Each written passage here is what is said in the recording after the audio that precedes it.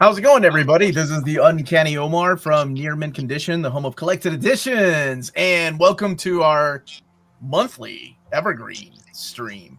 And today we're going to be talking about the Wolverine stories, comic stories, to put into an Evergreen list. But I am not alone, and I'm going to let these fine people introduce themselves and where you can find them. We'll start off with pointing the wrong way, over here. Peter, tell people where you can find you. Hello, I'm Crisis with a K. I have an astonishing website, crushingcrisis.com, that has guides to so many comic books and comic book characters and a review of the new releases every week. And I'm here on YouTube at Crushing Crisis, reviewing every single comic out in the American direct market every single Sunday afternoon or Monday if you live with me in New Zealand. With you, or can they just live in New Zealand? Yeah, I'm not looking for roommates. I just mean, we're a team of 5 million here. It's all one big team. All right, and to his right is my buddy Curtis. Who are you, sir? My name is Curtis. I'm from the Epic Marvel podcast, and I love Marvel's Epic collections, and that's my main gig. So a lot of my, actually, I'm not going to really be talking about Epic collections a lot today, so we'll see what happens. And below me is Hunter. How's it going, Hunter? Going great. Thank you, Omar. I am Hunter Daniels. I am the owner of Sentinel Comics. I am coming straight from Sentinel Comics, so I'm happy to be a part of it. Where is Sentinel Comics located? Where's the physical storefront? We are in Columbus, Georgia. We have an in-store and online presence as well. Awesome. And to his right, making his first appearance in one of our evergreens, but something we've been talking about for a long time now, my buddy Sal. How's it going, Sal? It's going great, man. Thanks for having me. Absolutely, man. And where can people find you? Who are you, in case someone out there doesn't know? Oh, no, there's plenty of people who don't know who I am. I'm Sal. I'm from the YouTube channel Comic Pop and Comic Pop Returns, where we talk about comic books in a kind of very casual, almost, you might say, flippant manner. But we are more than happy to celebrate the medium and just chat up stories and characters and have a grand old time. So if you're interested in comics, come on by and check us out. Excellent. And to his right is my buddy Oddfell. How's it going, Oddfell? Hello. I'm doing good. I'm Oddfell. I'm a cosplayer and occasionally appear on here to argue about comics. And it's always a great time. So I'm excited to be back. I'm happy to see you here. And finally, Omnidog, you can take the mask off, man. You can breathe. All right, Al. Thank you. I'm Omnidog from Omnidog's Vault on YouTube.com, as Sean would say. And I am wearing a shirt that Mr. Tex gave me for my birthday. Thank you, Mr. Tex. Who is that obscure character? That Deadpool? Who's that? That is X-23. X-23. Well, good thing we're talking about Wolverine today.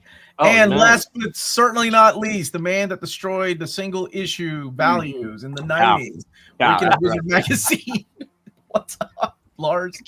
Lars Pearson, publisher and editor-in-chief of Matter Region Press, formerly of Wizard Magazine. And I am before you in a state of just being shocked. Just shocked. Because before this, we submitted our picks for the Evergreen show. And then Peter emailed me to say that I was literally the only one who had followed the rules. Shut up! How can that be? How are you kissing ass so early? And no one else followed the rules? Absolutely impossible. Absolutely impossible. And I'm like, what the hell is happening that could have accounted for this? And the only thing I can think of is that 2 weeks ago I had a vasectomy. And I think this. Oh my God, Lars! I think this inverted. This inverted the polarity of this show and indeed the world. Because as I was taking responsibility for my sexual health, I was also taking responsibility for actually following the Evergreen rules. I can't think of another explanation. Seriously. What? I only heard vasectomy, but did you say that you were the only one that followed the rules for sending our picks in? That's what Peter said. So. What? I sent my picks in on time, and but you didn't do it right. I didn't. Oh, I didn't get a vasectomy. What is this rules? You didn't get that would have improved things immensely, Jess. Yeah. Learning way too much about Lars' sexual health. Absolutely. We didn't, that was God damn it, Lars. All right. Peter, remind people in case they've never done one. Peter, was I the only one who followed the rules, or did finally Okay. someone else follow the rules? Your ass kissing time is over, baby. Time to move on. All right. Peter, remind people what we're doing today. All right, folks. So here's the idea, and Omar, as I talk, I'm sure we'll bring up our beautiful slides with our thumbnail from our good friend Dom of X.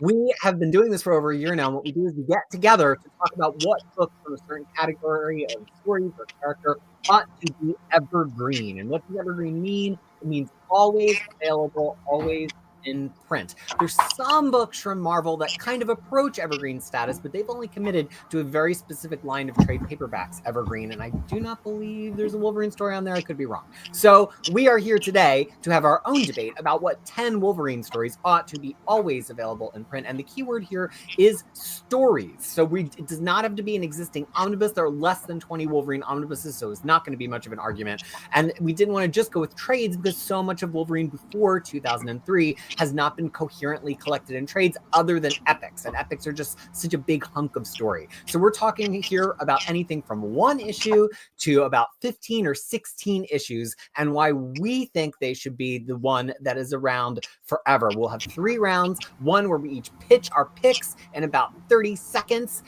each one in which we all debate each other's picks and say why they are terrible or perhaps good, and then finally voting to see what fits on our final evergreen list.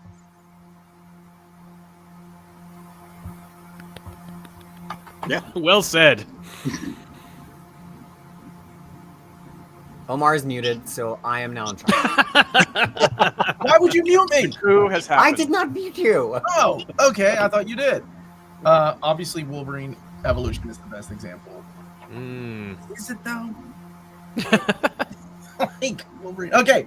Everybody has opinions, and a lot of them are wrong. So let's go ahead and Starting with you.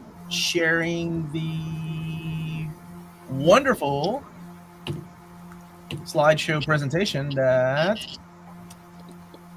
Hey. put together. Okay. So, Peter, you've already explained like half of the slideshow, haven't you? What an evergreen is and publishers. You got all that? We're done. Can we go to the next slide? Oh, no, that. All right.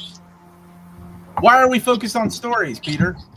Did you already do that? Well, we just talked about it because with Wolverine, we can't just say trades, because if somebody wanted to talk about Wolverine in Madripoor, there's not necessarily a coherent trade of that. There's only kind of epic collections. So we opened it up to stories. We did it last month for Daredevil. It was a big hit. Go back and watch it if you haven't seen it already. And so we're continuing that format here for Wolverine.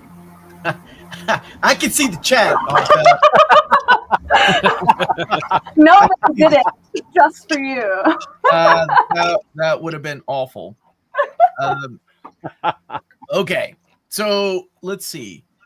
What are the rules of the debate? Okay, Peter, did you go over? You didn't go over the rules. I did go over the rules. What were you doing when you were muted, Omar? I was listening to you. I'm testing you to see if you listen to yourself. Obviously. No, I never listen to myself. Let the evergreen debate begin. All right. Curtis is up first from the Epic Marvel podcast. All right, Curtis, what do you got here? Well, so man, there's so many great Wolverine stories, really, really great stuff. And so I decided that I wanted to kind of go off the beaten path. I didn't want to choose, Frank Miller or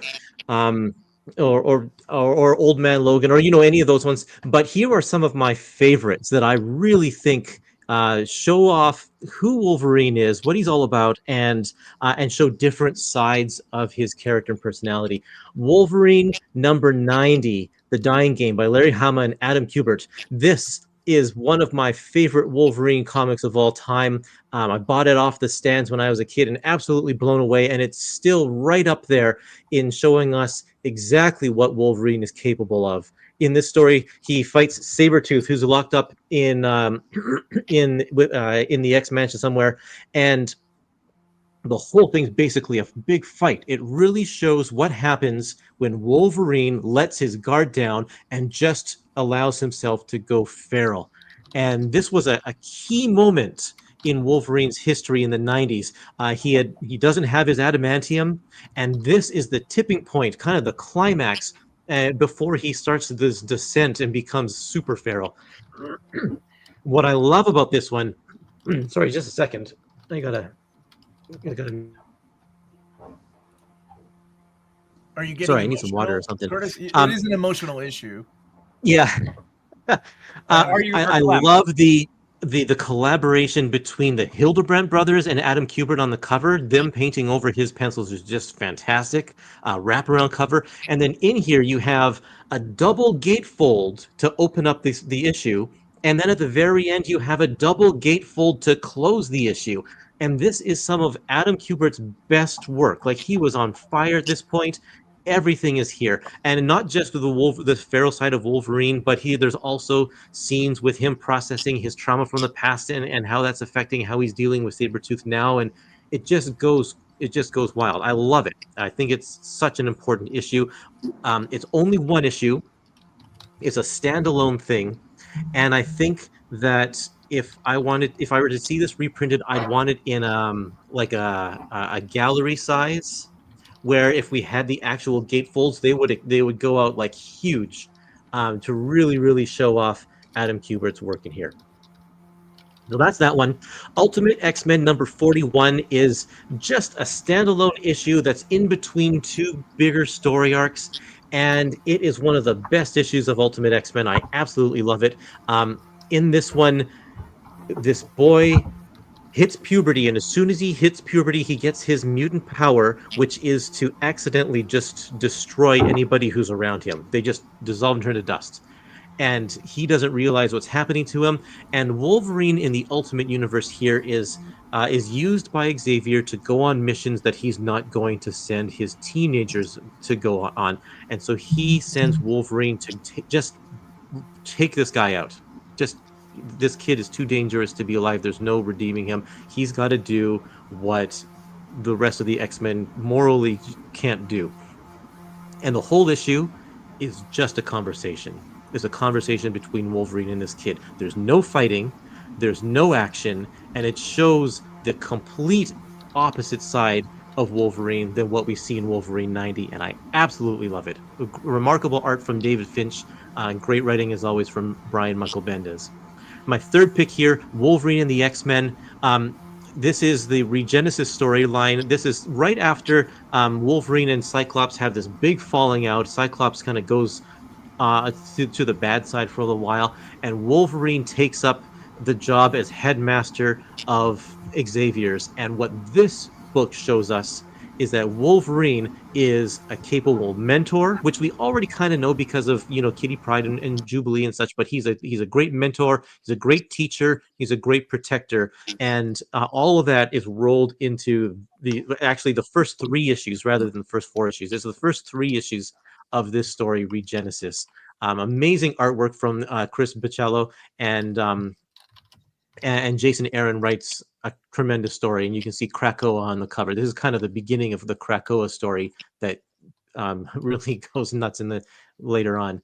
But all 3 of these show a completely different side of Wolverine, and all of them, I think, should be kept in print so that people can experience them all the time. Okay, well said. Ultimate X-Men. That's an interesting one. Who is up next? I'm not muted. Okay, good. Oh, Sal! Sal's going next. Oh, jeez, really? Just throwing me to the wolves. You got this, man. It's because I picked Weapon X, isn't it? Because I'm sure there's somebody else that I nudged. Because I am sorry to whoever picked Weapon X before I did, because I do apologize, because I was like, yeah, I this is one of my favorite Wolverine stories. It not only needs to be in print, but it also needs to be in oversized editions. We need massive artist editions, and I know there are some, but like we need that in perpetuity, constantly available. Barry Windsor Smith. I wouldn't even say top of his game, but certainly is where people understand the name, the myth, the legend, and just getting acquainted with the man's art, and in a mainstream book, even though it's in Marvel Comics Presents. Oddly enough, I almost had a different Marvel Comics Presents story that was Wolverine, and it was a very different one. It was the one where Wolverine teams up with Venom and Nightmare. By Sam Keith and Larry Hama, and I was like, oh, that does not need to be in print at all times, but it also is a soft spot for me. But I mean, this is for a time, the definitive origin of Wolverine's adamantium skeleton.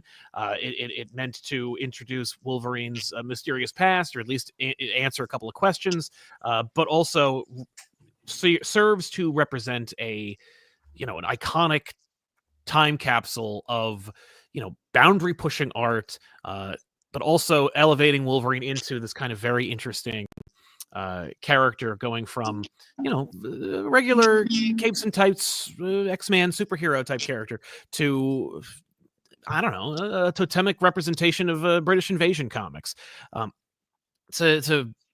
Anything that anyone has ever said has probably been said more succinctly and more eloquently than I would about Weapon X, so I'll leave it at that. The other one I picked was Wolverine Bloodlust, which I love these. I think Wolverine Bloodlust and the next book, The Jungle Adventure, these are books that are woefully not like they're. I think I'm guilty of having not done the assignment because I know that these are technically in collections. I think Bloodlust is in an epic collection called like Blood and Claws or something.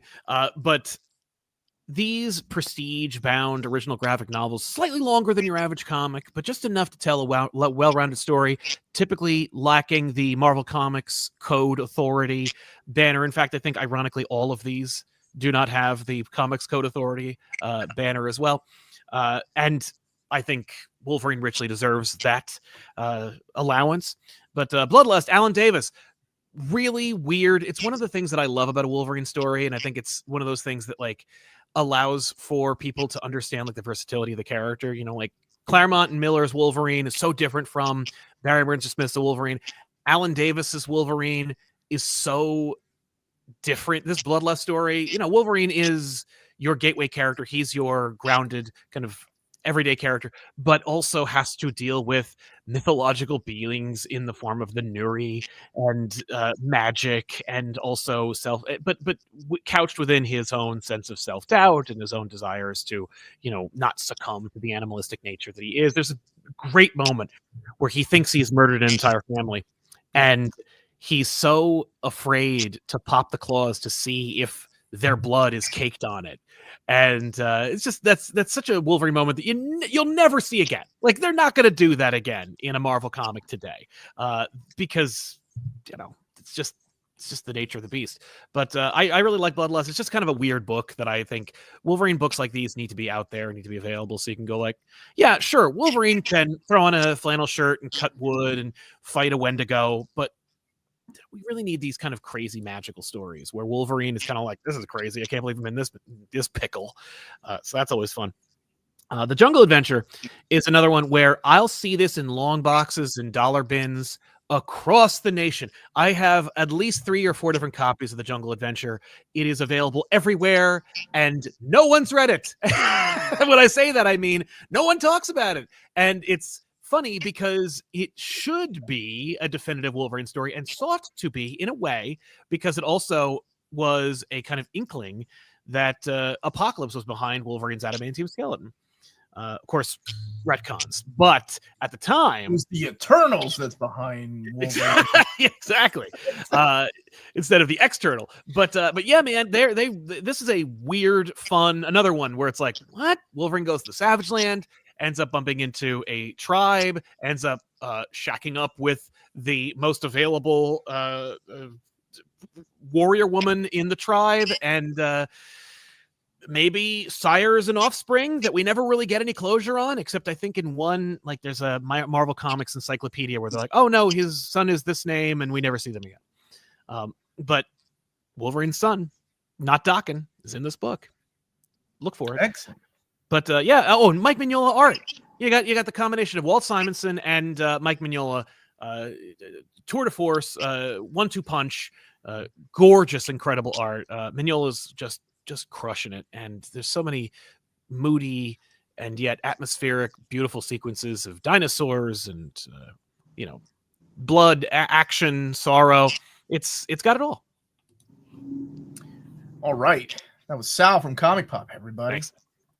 And next up is Lars. Oh shit, blood and claws. Okay, Lars, I see you. Go ahead. Okay. First of all, I think it's very, very important that a Larry Hama, Mark Silvestri book needs to be on the list. Hama, I think, is almost certainly the most definitive Wolverine writer after Chris Claremont. But I think it needs to be Hama and Silvestri, because Hama writes the series for quite a long time, and the quality can get kind of variable. But Silvestri really had such a definitive run on both X-Men and Wolverine. So I was looking around for a Hama Silvestri story, and I came up with this one because this is kind of the triangulation of, so many of Hama stories, they were strange. They were off the beaten path. This is Wolverine and Puck of Alpha Flight versus Lady Deathstrike. And I think the Reavers are in it as well. And they are thrown back to the Spanish Civil War in a take on Ernest Hemingway's For Whom the Bell Tolls. So good. It's so good. And it's that trifecta of wonderfully written, strange, excellent art, strange story, and one that's more accessible. I looked at some of the other ones around this period, and either the art started to get iffy, or you needed too much pre-knowledge to appreciate what was going on. So I think in a way, this might be in a way that possibly the definitive Hama and Silvestri story, unless you're looking for one that's more loaded in terms of continuity. Yeah, this needs to be represented somewhere. Enemy of the State. So here's the thing. I actually don't like Feral Wolverine. I mean, for reasons we'll get back to when we're looking at each other's as picks. There was a teenager in my orbit recently, and I gave them some Claremont X-Men, and they came back to me and said, "Boy, I really like Wolverine here better." And I was like, "You probably like them better because Wolverine under Claremont is a man first and a beast second." Here, though, I think it works because Wolverine is taken over by the Hand, and when he's a savage killing machine, he has the plausible deniability of it's the Hand.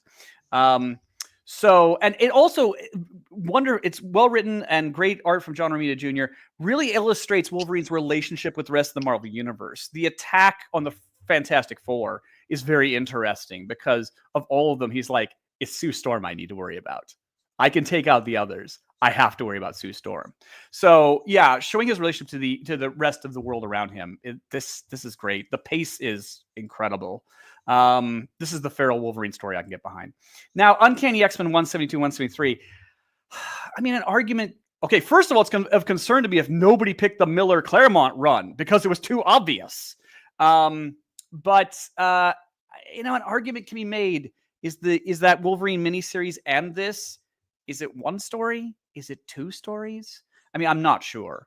But this is Claremont and Smith at their very best. And even though the X-Men are involved, well, the X-Men are poisoned early on, and it's largely Wolverine and Rogue.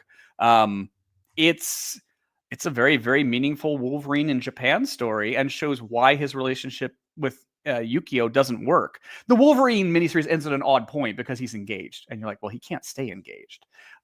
So this is another take on Wolverine in Japan, and the art is breathtaking, the story is breathtaking, the characterization is breathtaking, and also some great things about Storm and Rogue and Yukio as well. Well said, Lars. Thank you. I hate your username so much. Cyclops is better than Wolverine. Thanks, I man. love your username. I hope I you like it. all right. We're gonna start the fight early. All right, moving on from Lars' list, we are going to Hunter. Take it away, Hunter. Thank God someone picked that. So I know, little bit of obvious choices here. Now, we came here for an evergreen list. So when you talk about evergreen, you want something where people can also jump into without a lot of back issues. Maybe someone saw some movies and then they want to start reading Wolverine. Somewhere I would start with, all right, I've sold this many times in the store. I get people asking for it all the time in different printings. Wolverine 1 through 4 with Chris Claremont and Miller, right?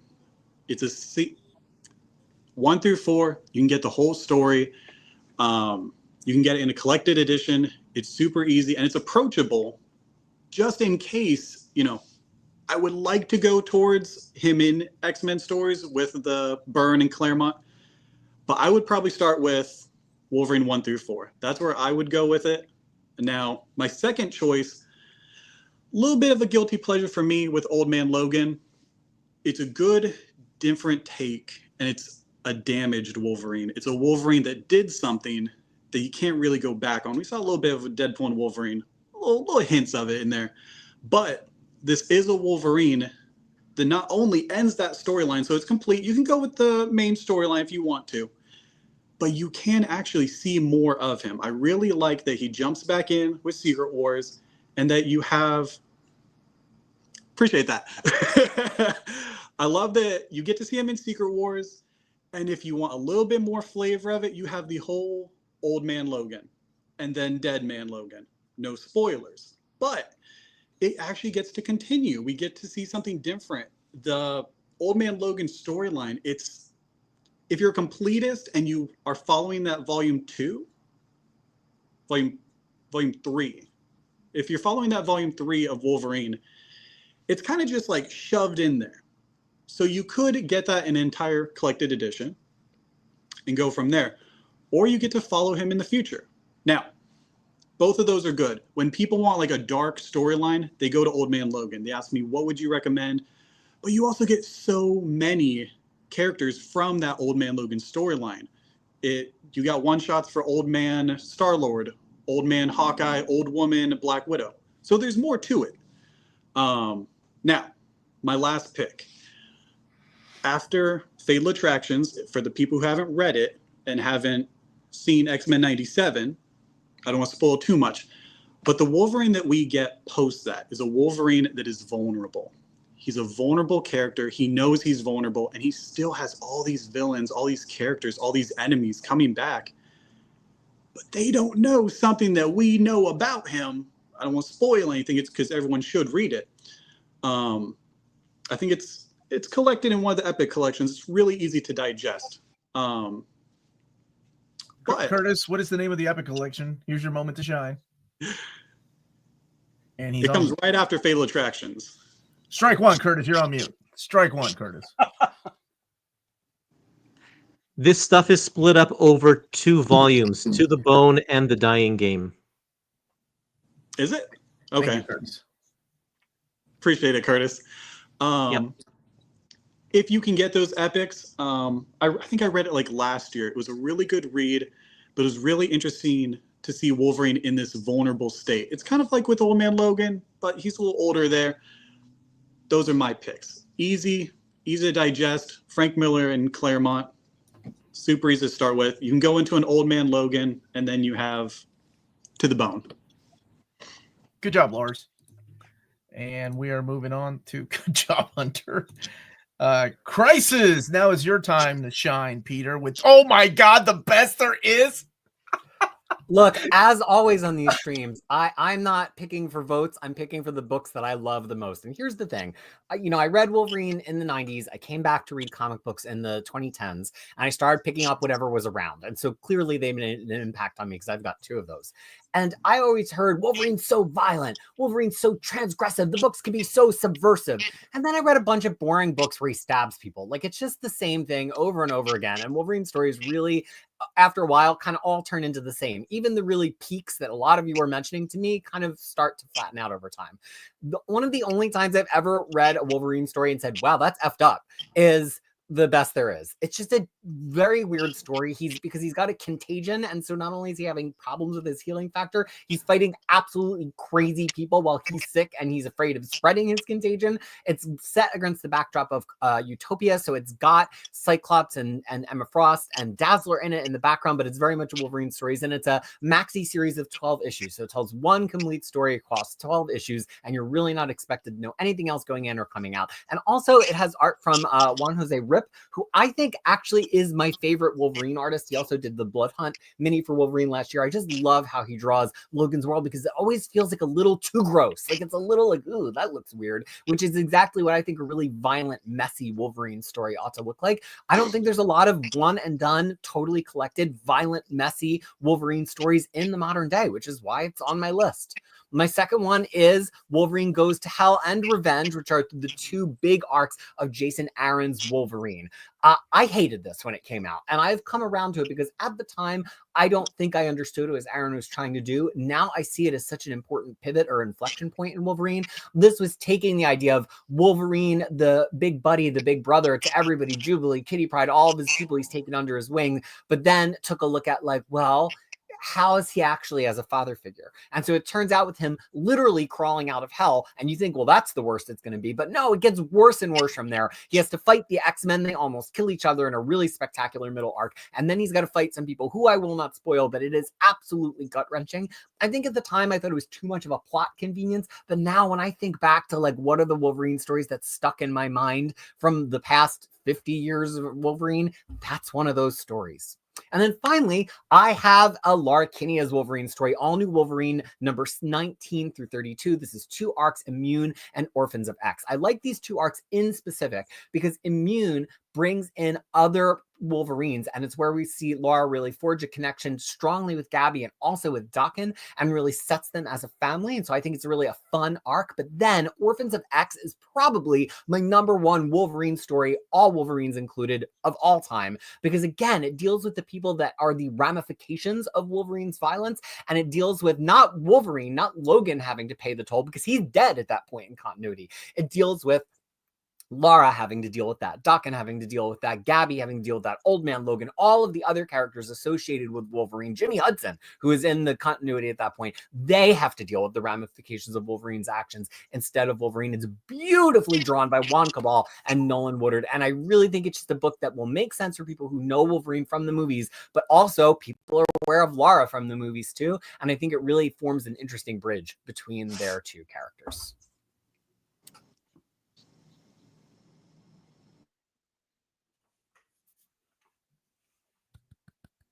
And that's it for me, Omar. All right. Best there is that's also the one where he cut hair, right? He does a lot of things. I think he and Dazzler might get it on in the Best There Is. I might have blocked that out, but I think that may have happened. Oh, okay. I need to read this. He cut hair for a living. Is this some sort of Barbara Seville thing?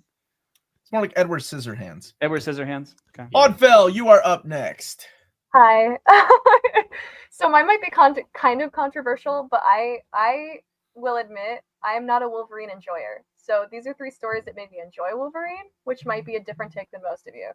The first one is the Yost run of X-Force. I really like this one because it puts Wolverine in a position of being morally gray from the get-go, and then challenges him constantly on his morality.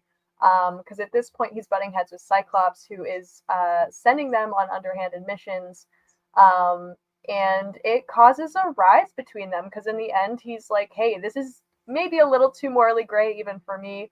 I find his motivations really, really compelling here, because he's back to doing what he does best, which is the dirty work, and I think watching him function on this team is just very, very interesting.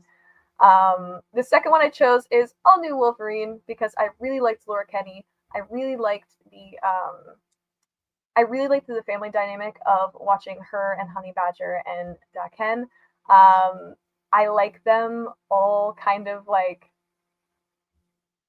better than Logan as a family unit. I find them more interesting personally, so I wanted to include that one on this list because I think it's a really strong, very like interesting family team up book. And then Origin, I thought was a really good entry point and iconic for people who come over from the movie franchise. For me, it's pretty paint by number Wolverine, but I have to admit, like when people watch like the Hugh Jackman movies, this is the pipeline to a book that I would recommend for them to be like, here you go.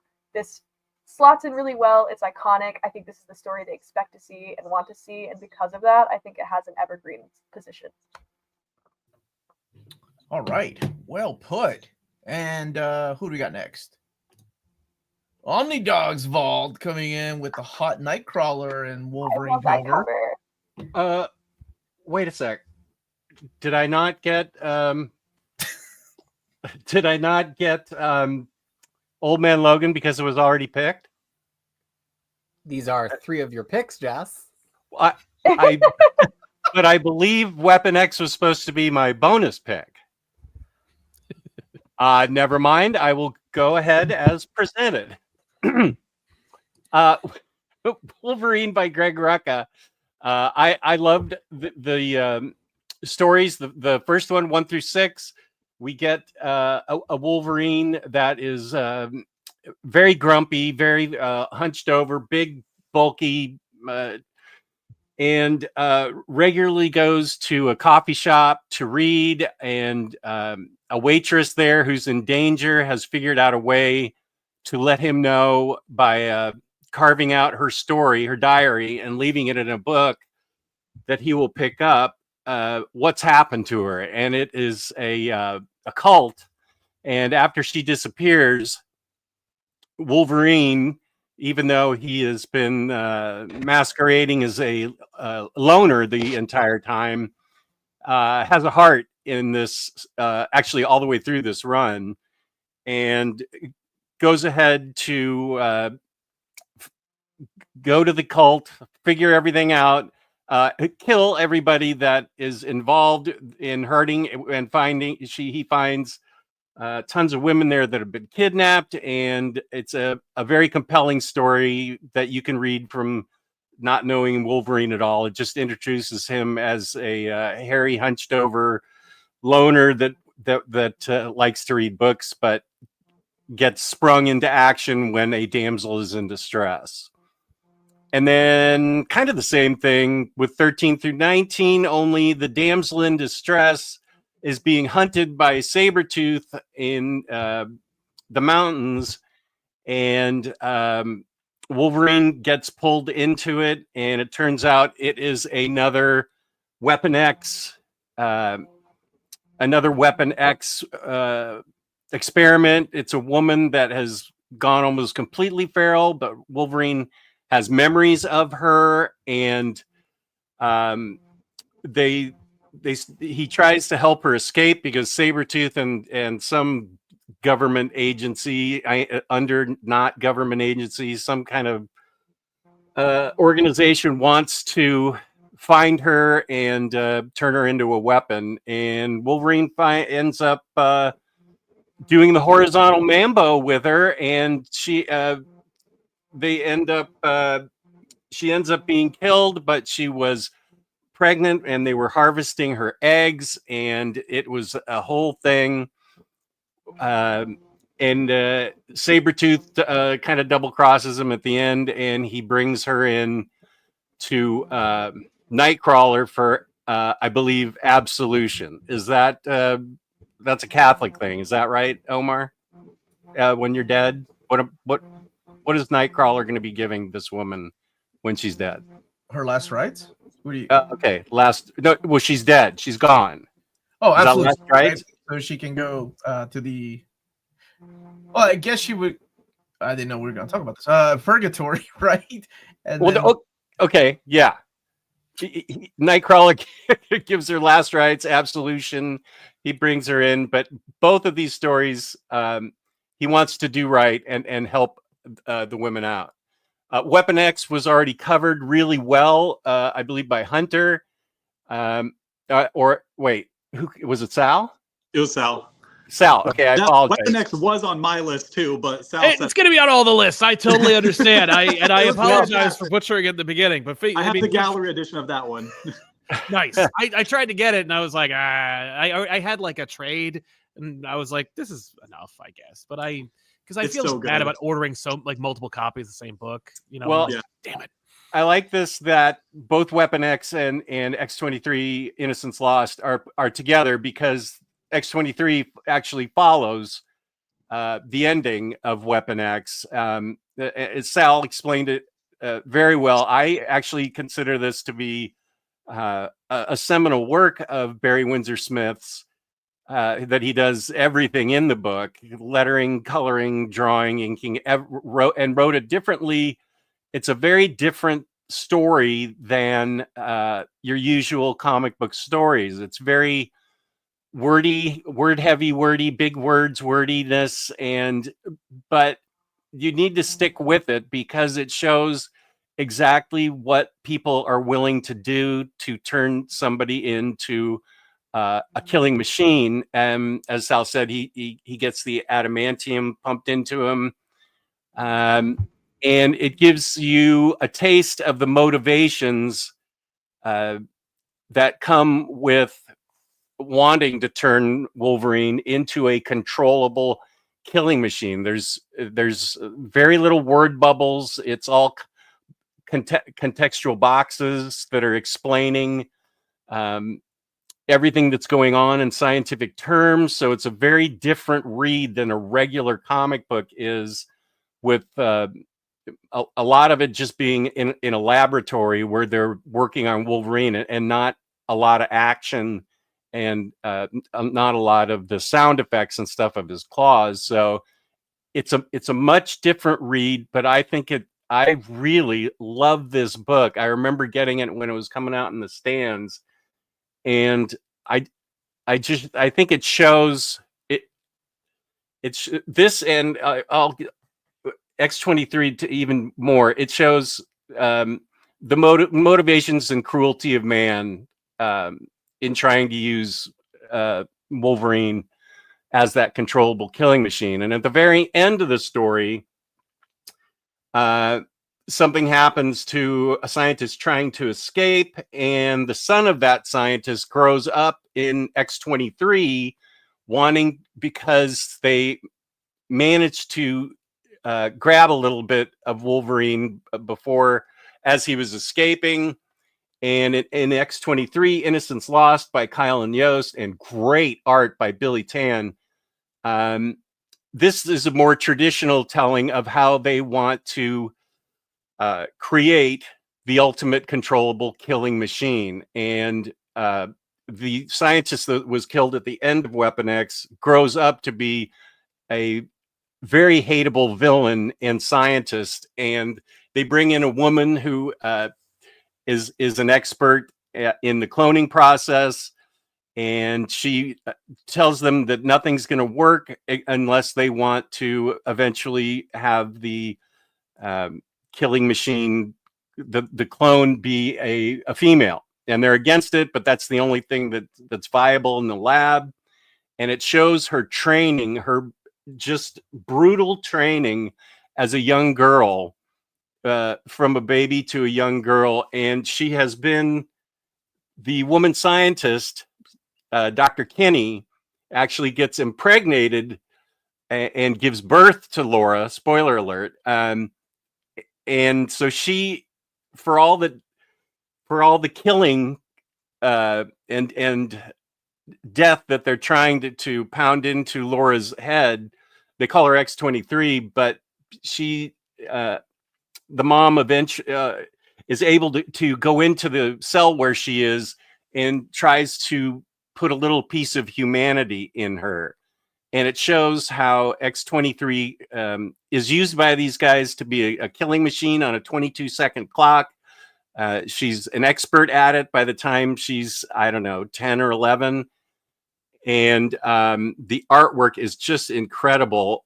But the mom is able to tease out enough humanity in her that Laura rebels against her handlers and escapes. And it's written with so much heart, and the connection between the mom and daughter is just absolutely heartbreakingly lovely. The villain, the scientist that grows up, is almost over the top evil. So you're not sorry to see him go at X-23's hands. But I really love this Kyle and Yost writing on X-23, and I just thought the whole two things that they wrote for the complete collection were brilliant. All right, Jess, thank you so much. Let me stop sharing for 1 second so I can reload and have everybody say hello. Hello. Hello. We have to fix something really quick. Hello there. Hello. Okay, that's it. Quit flirting with the chat. Let's get back to it. All right, here are my picks. I always play this like I figure someone is going to come in here and choose Wolverine 1 through 4 and Weapon X. Wounded Wolf, though? What the hell? How did no one pick that? Let's add that to the Weapon X. But anyway, I'm with Lars. I think the definitive Wolverine is always going to be Mark Silvestri and Larry Hama. And it was really difficult because I almost went with Blood and Claws. I almost went with the Shiva scenario, but I decided to go with the Hunter in the Darkness storyline, which is really the beginning of the Wolverine series by Larry Hama. Like the book was about to get canceled. Nobody, even John Byrne and Archie Goodwin, had no idea what to do with the character.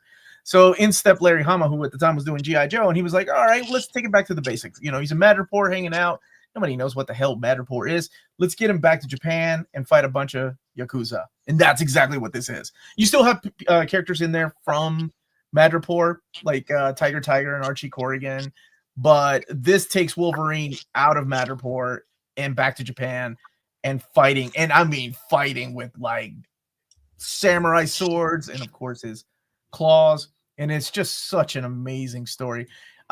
Issue 34 is honestly, it's a standalone issue, and it is my favorite Wolverine issue of all time. It's I don't want to give away the ending, but it's the Hunter in the Darkness story where like it's in Alberta, Canada, and apparently there's like a serial killer going around, and then they're blaming this creature called the Hunter in the Darkness. It was like a werewolf, and Wolverine gets involved, and he's there with, I think his name is Sergeant Doolin, this old guy, and this old guy keeps having memories of Normandy and how this Wolverine dude looks like this sergeant that he knew, but how could that be possible? Because that was in 1944, and we're looking at like 1990 at this point. So, oh man, that's got one of my favorite endings of all time. I'm with Sal, man. Jungle Adventure, it's solid. I have nothing. He said exactly how I would have sold it. I mean, what else do you need? Walter Simonson, Mike Mignola. Look at that Frazetta-looking cover, including that lady's booty right there in front of your face. And I got nothing else to add. Savage Land. Savage Land is in danger, and Wolverine goes to investigate what's going on. Turns out it's Apocalypse. Maybe not. Yeah, it's not. We don't. Maybe. So yes, that's a solid yes for me. X-Men 25 and 75. I really went where Hunter went, right? Like, we're showing badass moments of Wolverine, but I also like the humanity side of Wolverine. Like, there's this, you got the samurai side over here with Honor in Wolverine 31 through 34. You've got this badass fighting with Apocalypse, but I wanted to show what happens when the thing that he's most famous for, and spoilers, unlike Hunter, I just assume people know, when he gets his adamantium ripped out of him, what's left, right? Like, writers were like retconning, well, maybe the claws were always part of his body. They weren't given to him by the Weapon X project. And at first I rolled my eyes when I saw his, like, when I was a kid, I was like, this is fucking stupid. What? That doesn't make any sense. Weapon X didn't say anything about that. And then I bought it. I was like, this is actually pretty badass. Wolverine's so badass. He doesn't need adamantium made up metal to be badass. He just has bone claws. Issue 75 is another one of my all-time favorite issues. That not just because it's a crossover with the Fatal Attractions, but that last part with the letter that he writes Jubilee, Jesus Christ, manly eye sweat every freaking time I read it. I love that comic book. That summarizes what Wolverine is best at, and that's, being this like surrogate father, always taking care of everyone else but himself, and knowing when to leave. Yeah, so these are my 3 picks. All right, Peter, get your head back in the game, buddy, because now it's time to defend ourselves. What are we doing? How's this work? Yeah, so we're going to go back up to the top, starting with Curtis, and now everybody else gets a chance to talk about these picks. You don't have to have an opinion on everyone, but if you do have an opinion, now is the time to fight for why we should be voting or not be voting for each of these picks, because we only get 10 and we came with over 20. Woo! Curtis, I like your Wolverine 90. That's a good pick. It's hard to argue against that. It does end on a bit of a cliffhanger that leads into the whole Age of Apocalypse, and then Ultimate X-Men 41. Man, you came in with some balls, my friend. It does show the brutality of Wolverine, but it's also the Ultimate Universe. Does he have his goatee at this time, Curtis? No, they got rid of it by this point. Okay, so that's a maybe from me then. It's all based on the goatee. I have a goatee. I know. That's why it's definitely a no for you. Wolverine and the X-Men, I kind of dig that too. I like that side of Wolverine here. We're so used to him taking care of kids, and now it's taking care of all the kids because of him and Cyclops broke up and Professor X is MIA. The only one I have a problem with is Ultimate X-Men, just because I don't know. I like my Wolverine pure and simple in the 616 universe. None of this. That was Bendis. Yeah, Bendis, right? It was after Miller left. But I can see why you added it. That was an interesting choice, dude. But that's all I have to say about your choices. Sal, would you like to argue against any of these? Like, no, I kind of, the Wolverine and the X-Men, it's like, it makes sense to make a book called Wolverine and the X-Men. Putting Wolverine as the headmaster is like, it's a decent pitch. I'd greenlight it. What I really want to just say out loud is just, I love the Kubert Hildebrandt collaboration. That cover is so great. And the image of Wolverine, so exaggerate. Like when you put a Kubert on a Wolverine book, you're gonna get a good time. If you put a Kubert on any book, you're gonna get a good time. But like it's so iconic, and like as much as we all associate Jim Lee with like being the definitive artist for Wolverine, I think Adam or Andy Kubert crush it every time, and I'll take it every time. But yeah, I don't have any. None of the books that I saw here, I was like would really be something I'd want to cut. But yeah, my standout is Wolverine 90. Maybe because I'm a kid of that era, but that's my standout. Although I do remember that Wolverine, that Ultimate X-Men book. That book was sad. That's a heart wrencher. So good call. Lars, think about this list. Yeah, I really love Ultimate X-Men 41. Actually, what the fuck, really? Yeah, I do. Yeah, because because Curtis is right. You're reading along, and that story really leaps out at you. The funny thing is, it's a little debatable about whether it's Wolverine's story or the kid's story. I would actually frame it a little differently than Curtis, because Curtis, I think your phrasing was, well, they send Wolverine to take him out. I mean, the thing is, the kid is not actually evil. The kid is just some doofus teenager who's just dreaming about all the things that teenagers do. And the reason they take him out is because, number one, I don't think they can cure him. And number two, they go, we cannot have it be learned that a mutant did this.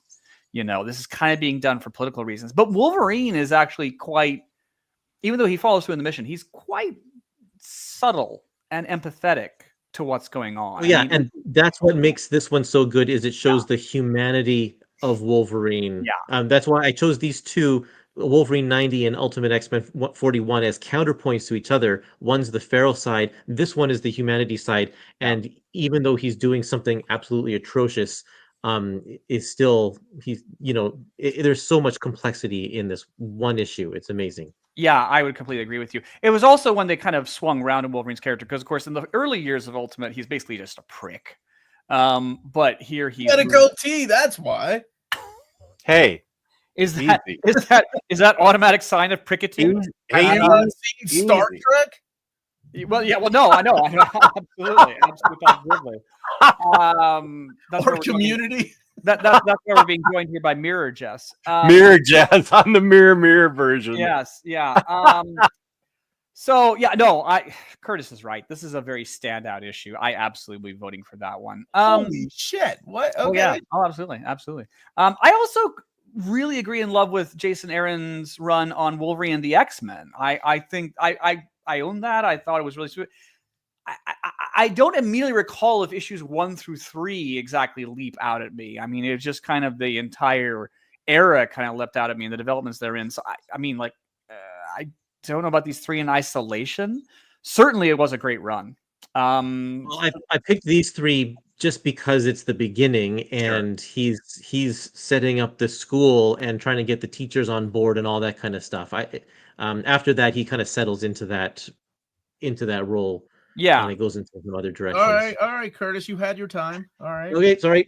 I mean, no, I'm inclined to vote for it because I really do like it. I really think it's a great run. I guess mitigating against it is, I wonder to what degree is these 3 issues opening a door rather than being a self-contained story in their own right. But it is a very good run, so I don't know.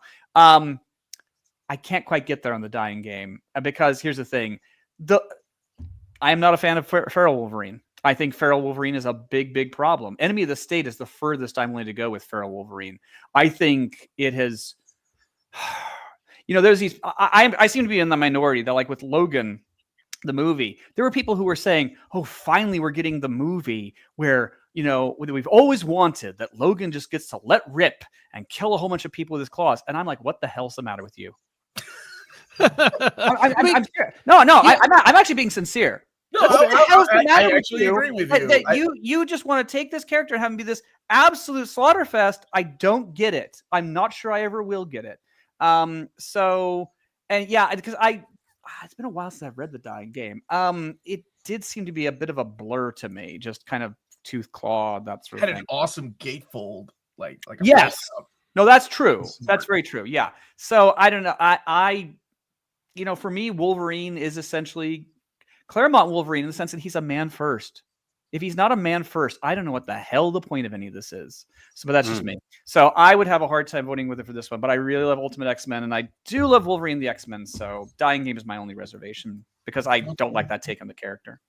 All right. Hunter, what do you think of Curtis's list? Honestly, the only one... Can you hear me? Yeah. Okay. Honestly, they're good, but we're talking about what should be around, easily, accessible. The only one that I would keep on there is Wolverine and the X-Men. Turn it into a few trade paperbacks, and I would go that route. The 2 standalone issues, they're good. Not saying they're not good, and they're good standalone stories. But if we're trying to get someone into Wolverine, I think Wolverine and the X-Men's a great route because it's right after Schism. You're wondering why instead of him being the animal, he's a teacher, right? The only one I would keep on there is probably Wolverine and the X-Men. I would probably extend it a little bit, have a few more issues in there, but all around, it's not bad stories, but to keep around, I would go with Wolverine and the X-Men. I would probably kill the other 2 and just tell people about them. Have Norwegian assassin do it with his claws. Peter, what about you? What do you think? What are we? We're getting rid of that Ultimate X-Men, aren't we? I'm a noted hater of that Wolverine and the X-Men run. I think it's just catastrophically bad. And I think Jason Aaron does good heartfelt and good funny. I don't think any of that happened in that run. I love Chris Bichello. I think his art is indecipherable in those comics. It doesn't matter how big you blow them up. It's still going to look like utter garbage. It's really one of my least favorite X-Men comic books of all time. And in fact, the reason I stopped buying X-Men omnibuses because I refuse to have anything from that point forward on my shelf because it is so horrible. So I'll be voting against that one. So you're a maybe. You're a maybe. It's a maybe. Yeah. The thing with the Wolverine 90, I do like Curtis's pitch for like make it like an artist edition just of that issue, but I just don't think without all the buildup to that, of course he hates Sabretooth, but there's so much happening in that era of X-Men that I just think Hunter has a better map on his pick to have that whole 75 through 90. That excites me more personally. I could be convinced on this Ultimate X-Men. It sounds like it's like a really interesting one-off story, and plus David Finch. If you were telling me that and it had some anonymous artist on it, I'd be like, oh, well, whatever. But I almost could buy that like a single issue with David Finch art could be that significant that it deserves to be on this list. It is very cleaved off from the rest of it. Hey, you had your moment. No. You're stepping on Oddfell's time now. Damn, Peter. All right. Gosh. Oddfell. Wait, Peter, were you done with? Oh yeah, I dropped the mic. Yeah, you. I'm shocked again. Oddfell, what do you think about poor Curtis's list? So I'm an Ultimates hater, but I will say the premise of like the one shot you gave me, I do enjoy because I enjoyed when they did that with Ileana, and I would probably enjoy when they did it here. So I'm gonna leave that one and like support that one because I feel like you're right. We don't get to see a lot of like very human Wolverine.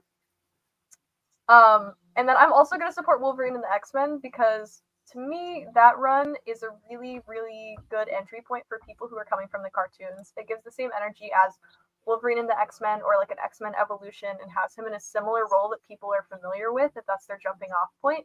And because of that, I feel like it's something good that if it were to be an evergreen always in print, that's a really good touchstone for people to see him in that like teacher / like headmaster role. So my vote would be for that one. All right. Jess, anything left to say that Peter already hasn't said about his taste in comics? What do you think? It's very odd, but I think I agree with Hunter on this list that I think that Wolverine and the X-Men is the storyline I would go with to make Evergreen. And he said exactly my thoughts about the other two. So I don't need to repeat him. But Hunter said it exactly right for me. Okay. Before we get to Sal, let me get the super chat. To be fair, the Dying Game that was part of the Savage era of Wolverine's Bone Claw period from 75 to 99, issues 100 to 112, or the Feral era where he lost his nose. Yeah. Like Michael Jackson? Easy. He still had his nose. No, Wolverine didn't have a nose, and he went he had hair all over his biceps, and he looked like a troll. Oh, it was awful. And the sales dropped, and I stopped buying comics for a while. Savage era is when he was succumbing to his baser humanity. That is true. Yeah, I think that's what it's called, the Feral era, right? I think Lars is the one that's throwing that word around like it's nothing. All right, next up, Whatever you call it. I mean, I don't know. is Sal. I hate to say this because I really wanted to argue with Sal. God damn it! But I like his choices. Yeah, you picked one of them. Bloodlust was actually on my top 10, and then Was it really? I love Bloodlust. Yes, Alan cool. Davis. You're right. It is a really weird story, but it's one that doesn't get that. I think Bloodlust doesn't get talked about as often. Like I think Jungle Adventure probably gets talked about more because of Mignola, right? Yeah, it's the Mignola, it's the Apocalypse. Bloodlust just, hey, here's another pose of Wolverine. Just tells you nothing. Maybe there's gonna be snow, and there is, but that's kind of it. I understand also, preemptively, Bloodlust is probably the one you're gonna pick, folks, but that's fair. But Alan Davis. You can't win them all, Sal. But I do dig that one. That's the only one I would have a problem with, just because I had to trim mine down to 3, and it is a good story. And Weapon X, I mean, there's nothing else I can tell. I mean, Weapon X is gonna if Weapon X doesn't make it an Ultimate X-Men, makes it, I'm gonna fucking leave this chat right now. That's all I've got to say. Really, take it away. Yeah. I'm sure somebody hates Bloodlust and Jungle Adventure. I like all three. Oh, sorry, we're going back up to the top. Go ahead. I'm going to Curtis. Curtis, what do you think of this list? Right. Man? Okay. These are all solid picks. I enjoy all of them. The one that I'm least familiar with, because it's been such a long time since I've read it, and I don't actually remember very much of it, is Bloodlust. But Marvel Comics Presents, of course, absolutely. The Jungle Adventure is a really, really good book too. So I'm definitely going on the 2, and I'd have to reread Bloodlust to remind myself about it. But yeah, all good picks. All right. Wow, getting all kinds of praise. All right, Lars, give it to him. Lars, give him that wizard style hate.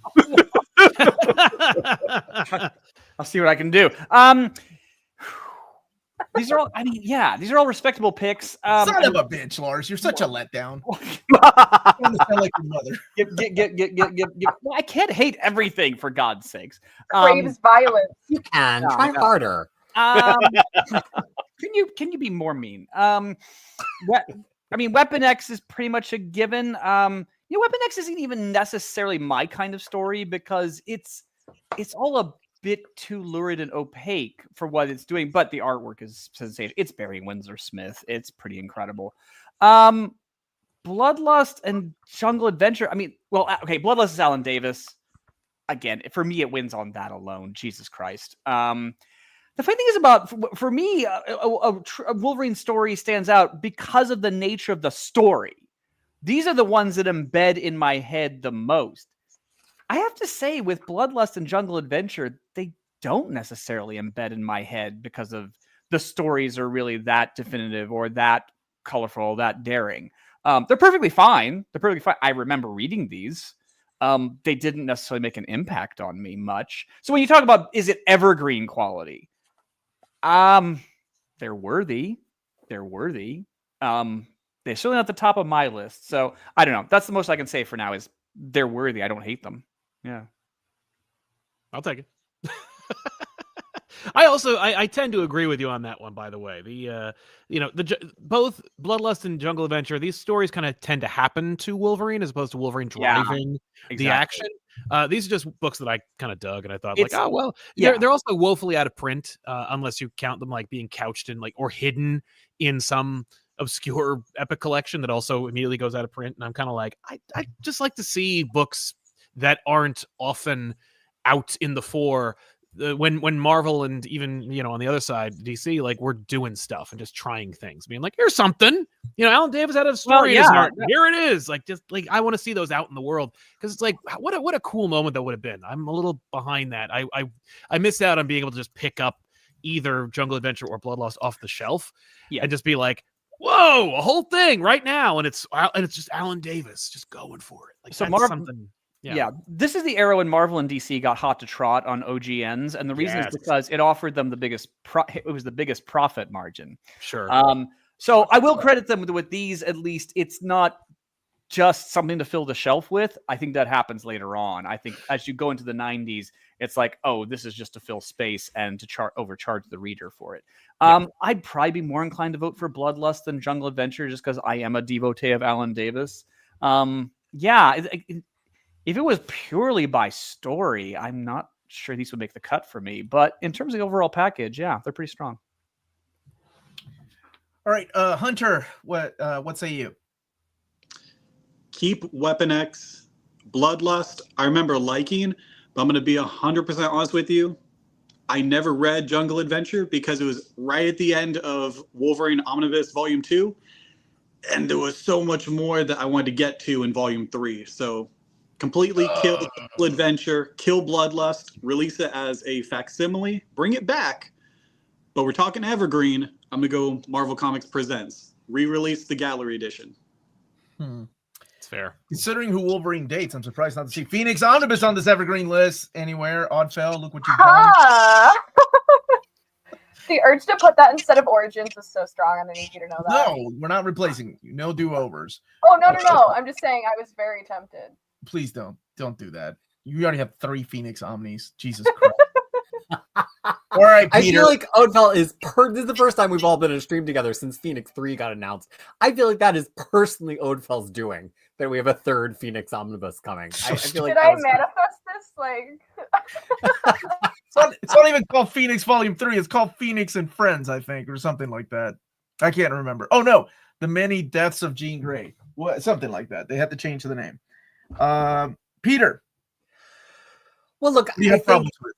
I think it's hard to deny Weapon X, but I do want to say 2 things in specific about it. One is that I think it's one of those books that we've now seen referenced so many times that it's really hard to get the impact of reading it at that time. Even if you weren't reading it in 1988, there weren't a whole lot of comics with that tone, with that look. It was very grounded. Even though Wolverine is making a bloody mess of things, it almost was like an alien movie. And the alien that they were locked in there with was Wolverine, and we really wanted him to win.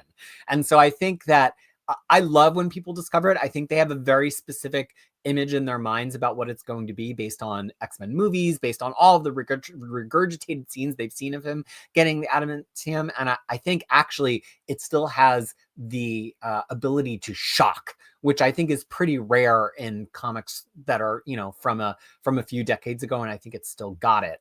And I think the other thing is, clearly it's commercial. I mean, there's always going to be people who are attracted by the idea of how Wolverine got his adamantium, especially with more Wolverine, you know, being in the MCU, especially with the X-Men cartoon. I think there's never a time where that's not a relevant book. And it's good. It's nice to talk about one of these books and say a bunch of nice things about it, and then just be able to say, like, actually unequivocally the art on this and the craft on this is incredibly strong. Bloodlust, I had to go back to my database of all the notes I've made on comics readings. I know I read it with Kid Crisis, and we know that I'm obsessed with Alan Davis. I actually gave it a 4 out of 5, and I was surprised because I'm like, isn't that the one with the twinkly snow people? Yeah. But then reading my notes, it's but the twinkly snow people and kind of like an environmentalist-esque plot really, really works. And as tempted, here's the thing: if Sal had come here with Wolverine by Alan Davis, and we had maybe my favorite X-Men issue of all time, Uncanny X-Men 213 in there, I think I would be on board, because I just think Alan Davis draws a really cool Wolverine. I don't know if I don't know. I'm going to make my decision when we get to voting. I don't know if I'm super, super excited about Bloodlust on its own being evergreen. And I'll say a similar thing about Jungle Adventure. I'm not going to say overrated, because I think it's a very fun, interesting book. But to me, it's like he fights an apocalypse robot. Okay. Like I don't I don't know. I think it stands out in a lot of people's minds spoilers. because at the time, is that what I don't even. It didn't you're make right. an impact to me. It's I think at the almost time there. people were excited because it was like almost going to be an origin story or tell something secret about him, and then it didn't. And also Mike Mignola art. Like, of course we are all going to be, but I think actually, I mean, you know, if we could Monday morning quarterback Sal's picks a little bit. Sal could have put together a Wolverine, the OGNs book that had like Bloodlust, Jungle Adventure, and like Reign of Terror in it, and we'd probably all be losing our fucking minds over Reign that. of Terror. So I'm probably going Jungle Adventure. Do love Bloodlust, but undecided. And I think Weapon X is a very fine comic book, perhaps even near mint, as they might say. Yeah. Oh. Brian, thank you for the super chat. Peter, I started reading classic Wildstorm in reading order. It's fantastic. Omar said you would approve. I love classic Wildstorm. If you've never seen it, there's this website called Weathering Wildstorm, and it has a perfected reading order of all the in-continuity Wildstorm stuff. It's fantastic. It hasn't been updated a lot, but it's got everything you need. So if you're reading Wildstorm, go check it out. Now part of the DC universe. Oddfell, what do you think of Sal's list? I liked the arguments for Bloodlust and Jungle Adventure. However, I feel like we only have 10 of them, and I think some of the picks are a little more iconic for what we're looking for like an evergreen. So I think for these, I'm just going to go with Weapon X. Because I feel like, story aside, Weapon X is just such an iconic title that it alone would draw people to be like, yeah, this is an evergreen. This is something like you think of Wolverine and you shortly after think Weapon X. Not to mention it's a good story as well. So it's like the 1-2 punch. I think that one's really, really solid. The fact that Havoc Wolverine Meltdown didn't make it anywhere is a travesty. That one, that one can be in the original graphic novel Evergreen when we do it. Yeah, I wasn't a fan of that one. Neither was I. If I'm being entirely honest, I never really liked that one. It was okay. It was off the beaten path, certainly. Well, but I just different painters that were working on the book, and although it did introduce us to what's her name, who appeared in Age of Apocalypse the next time. Yeah, it didn't turn me on. Yeah. Okay, well, maybe a little for me. Turn me on a little bit, but not as much. Jess, what do you think? Oh, sorry, my wife brought me cookies. Just a sec. Was your sugar low? What's you have cookies right now? Sorry, I thought Odell was going to go longer. I like all three of these picks. I can see obviously I like Weapon X because I just don't think there's anything. I still don't think there's anything like it, and there wasn't anything like it before. The way it's constructed and the way it doles out its information and draws you in, I think it's a one-of-a-kind story. And I can see myself voting for these other two because I remember really liking them a lot. So I like all three of these. And I have one more cookie left, so I'll mute myself. Okay. There you go. Now, we are moving on to Lars. Lars, I'm going to have to argue with you over that Wolverine and by Larry Hama and Mark Silvestri. We can have two of them, Omar. It's okay. I'm afraid I can't have two Mark Miller Wolverines on my list. That is just ridiculous. So that's the one I have a problem with. Oh, okay. Number one, I think I would have liked it better when Chris Claremont wrote it before his idea was taken and Mark Miller ran with it. And it's just an okay story. I know people really like it, but if I had to pick one Mark Miller Wolverine, and it had to be on the list, it would probably have to be Old Man Logan over Enemy of the State. Uncanny X-Men 172 to 173. Man, we add those to Wolverine miniseries. You got yourself a stew. Blood and Claws is so good, dude. I love it. I love the time travel elements. I love the fact that Lady Deathstrike's going after them. I love that you see this history between Puck and Wolverine. They're drinking buddies. They're hanging out with Ernest Hemingway during the Spanish Civil War. What is there not to love about this? Damn, that's a hard one to say no to, man. So the one I have really big problems with is Wolverine. I just didn't think it was a good story, The Enemy of the State. I thought it's kind of bland. Yeah, that's all I have to say. Curtis, what about you? What do you think?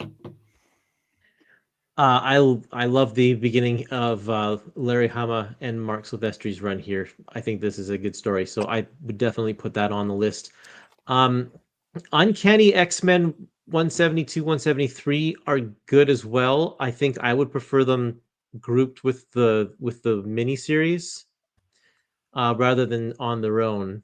And if there was a consensus, yeah, that I think that's a viable way to go about it. Yeah.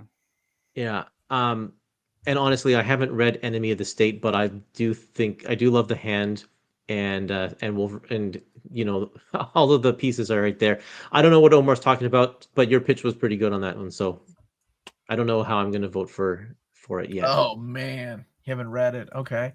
Yeah. Sal, what about you? What do you think of Lars' list? I think it's a fantastic list. I am mad at myself for not picking Enemy of the State because I really enjoyed that book as well, and I feel like it's a really nice. I think it's honestly a little better of an introduction of the Marvel Universe by way of Wolverine than Old Man Logan, though I think they're both like companion pieces. I think Old Man Logan and Wolverine 20 to 32 are like, here's like meet the Marvel Universe if you think Wolverine's cool.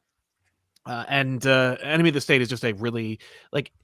We need a few more kind of like early 2000s Wolverine stories available and evergreen. And I think Enemy of the State definitely qualifies. Blood and Claws is dope and just needs to be out there. And I also agree with Curtis on like lumping UXM 172 to 73 with the miniseries. I feel like it just needs to be a companion. Like they're two gorgeous issues, and you're not hurting anybody by just lumping them into a trade.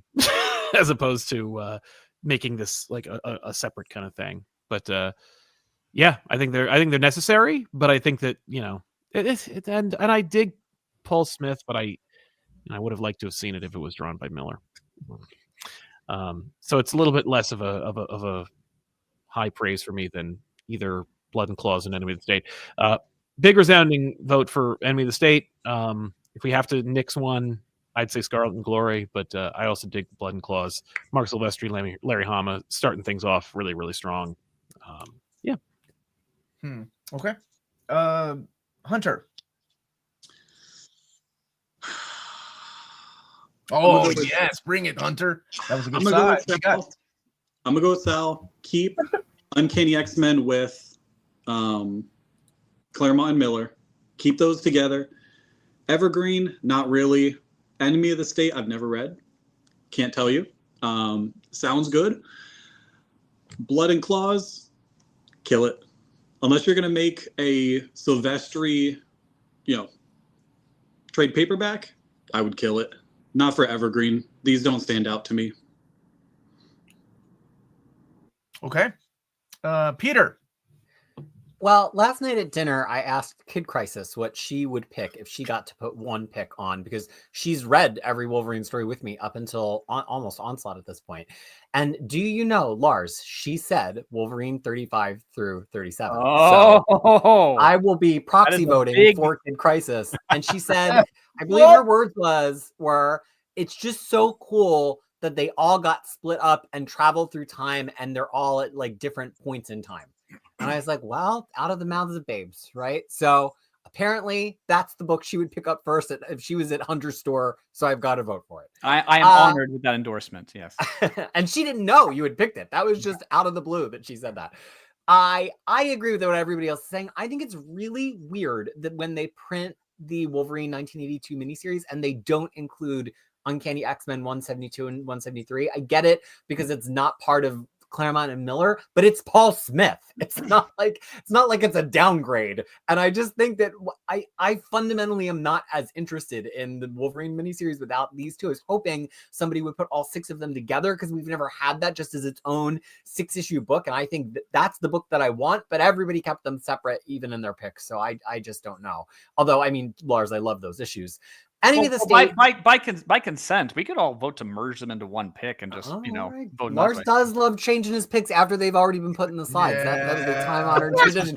You got to break the rules sometime. The vasectomy didn't take. Okay, so the the final thing that I'll say is Enemy of the State. So it combines so many things I don't like. So much like Lars, I don't like brutal, out of control Wolverine. I think it's got to come in bursts. Part of what makes it so interesting is when it's a rage. I don't like Mark Miller's writing. I don't like John Romita Jr.'s art. And yet, it's, I think, was it Sal who just said, or I think it was Sal, that it's just like a good experience of the Marvel universe through the eyes of Wolverine. Was that you who just said that? Yeah, I think you're totally 100% right. There's so few Wolverine stories where he's exposed to the whole universe rather than just being an Avenger. He kind of like takes a trip through it. And I think for that reason, it's just so, it's so hand sellable. It's so cool. I think you could pick a different cover that has a bunch of Marvel Universe people on it to kind of sell that idea. You know, even though I don't love the story, I totally understand why it should be evergreen. And because of that, I probably will feel compelled to vote for it. So Lars, if he changes pick number 3, Lars might be 3 for 3 with me and the addition of Kid Crisis. What the hell? Kid Crisis's thumb on the scale. Okay, let me get this really quick. Thank you for the super chat. Yes, I love these, Omar. I was thinking about the reading order bookmarks. Thank you, Murph. I haven't forgotten either. Could you just have your logo with a yellow X behind it and then abbreviations like UX97 to UX100, New Mutants NM, Wolverine, and I mean, I could. It's all about the copyright thing, right? I'm just worried about images, but I don't know. The thoughts have been pondering for a while. So I haven't forgotten, I promise. Okay, Oddfell, what do you think of Lars' list? So I also, for me, think this might be a 3 for 3. Motherfucker.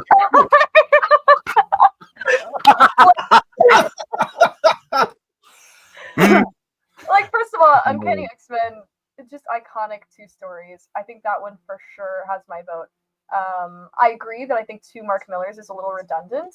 And I am personally a hater of the Old Man Blank spinoffs. I didn't really enjoy any of them. It wasn't for me. I don't like the post-apocalyptic thing.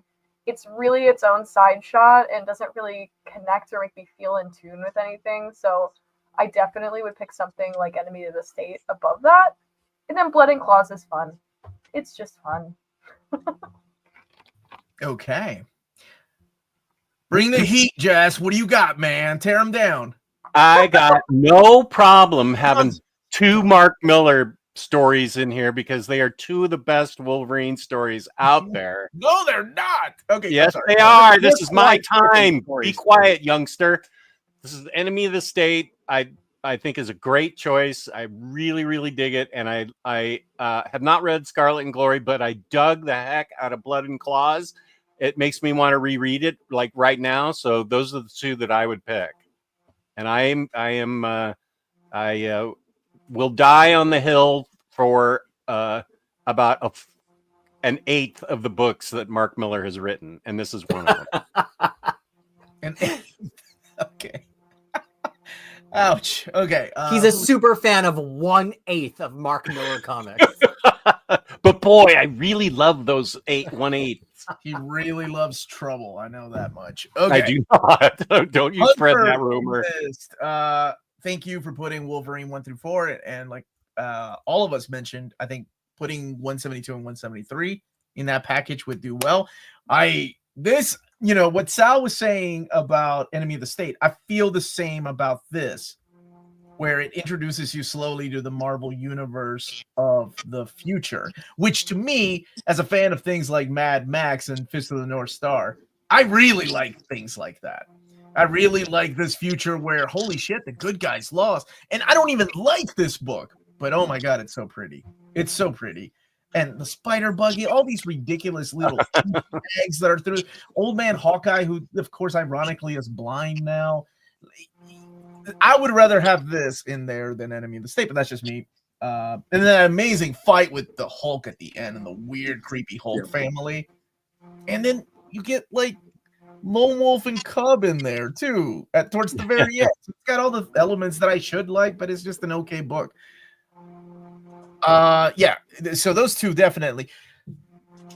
Wolverine 75 to 84 and 8. I love that you took out 85 because that was a fill-in issue, right? 86 to 90. Those are good. 85 was Phalanx Covenant. Oh, that's right. Okay.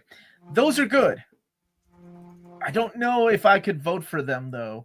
I think because I picked 75 as, hey, here's Bone Claws, here's the way Wolverine used to be and how badass he used to be, and now he's kind of whimpering, and it shows this side of Wolverine, what happens when he loses. That's why I almost chose the Cyber story by Peter David from Marvel Comics Presents. So that's the only one that I'm a maybe on. The other two are I kind of I think I'm in for those two. Obviously, Wolverine 1 through 4. Curtis.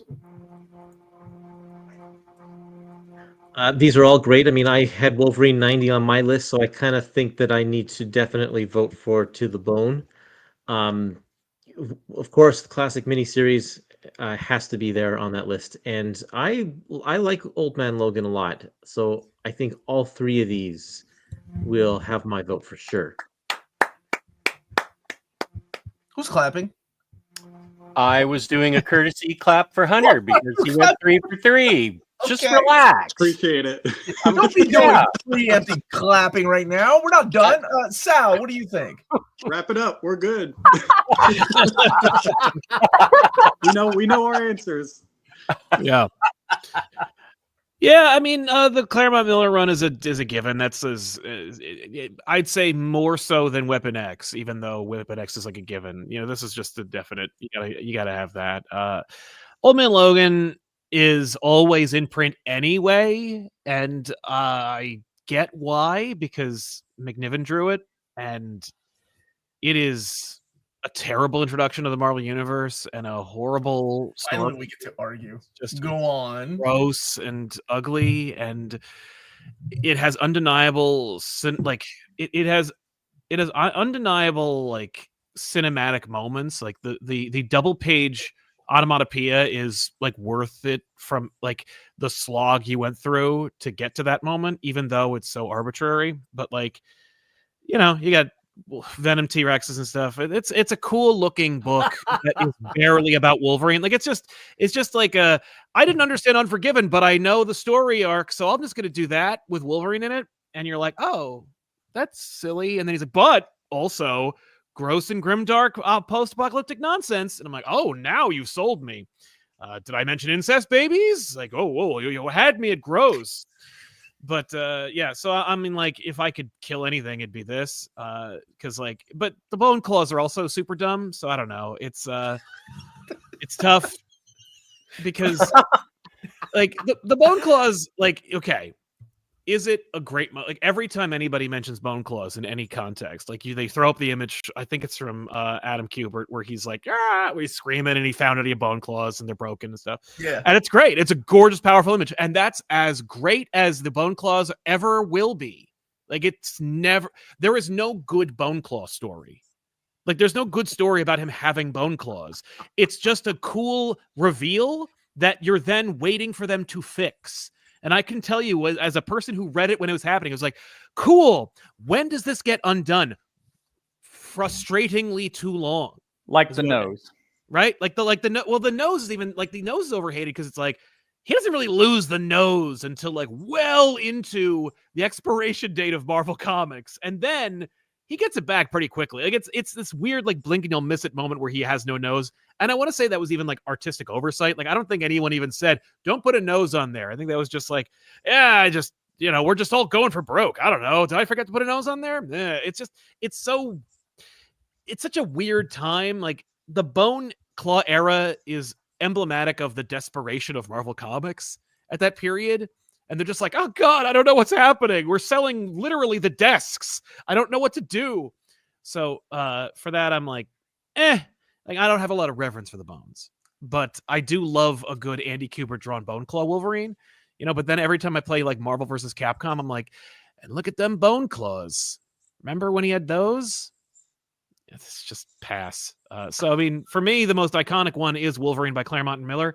The rest of them can stay or leave. I don't mind. I'm always going to say if it's a question of print or not, print, because I believe all books should be in print, and I don't think anyone should be left out.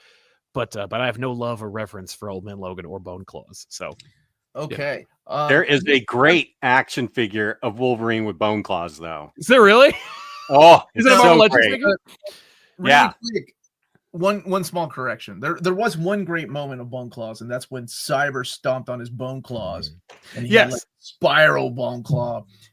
No, I'm just kidding. That sucked too. I mean, Cyber got to be cool in it for a minute. Hot Claws Wolverine. Remember that? Yeah, I stand corrected. Bone Claws, Hot Claws. Only because Bone Claws, I know where those come from. They still haven't explained where they went. Oh, they will one day when Chris Claremont comes back, because he doesn't forget, even though he didn't write the damn story. No, he didn't. But he did read it. I'm sure he read it. Yeah, Chris Claremont reads X-Men like obsessive exes read social media posts from the people that they still love. Like, oh my god! Oh wow! And then he's like, "Of course I'm not reading it." And then he goes on to detail like everything that's happened. Yeah, I hate what's happening in the book I'm not reading. I'm like, Chris, I get you. Yeah, I know. He talked about the Krakoa era a lot for someone who wasn't reading for someone who hates it. Yeah, he was like, I don't like what they're doing with Kitty. Yeah, sure, Chris, you Okay. don't read it. You don't read it like Alan Moore doesn't class those checks. Give me a break. Also, I can't believe no one mentioned Wolverine Bloody Choices. Talk about a book with themes that stick in your craw. I still want a Marvel Legends of Mr. Shiv. Wow, that was a deep cut, man. Yeah. Wolverine Bloody Choices. Like, yeah, I don't think that even crossed my mind to put in a top 3 list. But well done. Is that the Falco, right? And Big John, I think did that one. I think Big John was the artist on that one. Let's see. Lars, give me the quick what do you think? Yes, no, yes. I mean, not only is the Wolverine miniseries obvious, it is stunning. I mean, it is continually stunning. It is rather timeless. I mean, this is Claremont and Miller in their freaking Imperial phase. And I'm old enough to remember it coming out, and I have fond memories that my grandmother lived in town, so I would go to the store and I would buy the newest Wolverine issue, and then I would go and you know how you like your grandmother's living room and house gives you some safety and serenity, and that's what I think of when I read this miniseries. As Wolverine is slaughtering ninjas, I think of the safety and tranquility of my grandmother's living room. No, wow. It is an eternal classic. Again, happy to staple this on to Uncanny X-Men 172 if it helps. Old Man Logan, I respect it being there. Part of our views on it, because if only they'd left it alone, all the returns to it, making him Old Man Logan a member of the X-Men in the modern day. It's like, what the hell are you doing? But that's not this story's fault, obviously. I'd be happy having 2 Miller books on the list. I know I'm biased here, but this and Enemy of the State are quite different stories, if we're being honest. It's not automatically my favorite, but again, I respect it. I respect it a lot. To the Bone, when a lot of the Hama Silvestri stuff was coming out, I would check in every time it came out and buy it, and for me, it was an unmissable comic. As you drift into this era, for me, it becomes increasingly missable. I don't know. It did not really hold my attention. I would still look at it on the stands. I would flip through it. It's like, okay, fine, great. I think, as you say, it just started to get too gimmicky. It's like, well, he's got Bone Claws. Well, Bone Claws in and of themselves they don't really have any story value. Frankly, I'm not wholly convinced sucking out his adamantium has a lot of story value. So yeah, I think the more you get beyond this point, the more, for me, the center doesn't hold. Entropy increases. Okay. Hunter's list. Peter, anything to add? Well, I'm going to start with Bone Claws because I have to specifically refute something that Lars just said, which is I think there's absolutely a story to the Bone Claws, which is that we always treat Wolverine as this indestructible killer who can slice through anybody, and all he's got to do is just wave his little paw at them and they're going to fall with multiple pieces.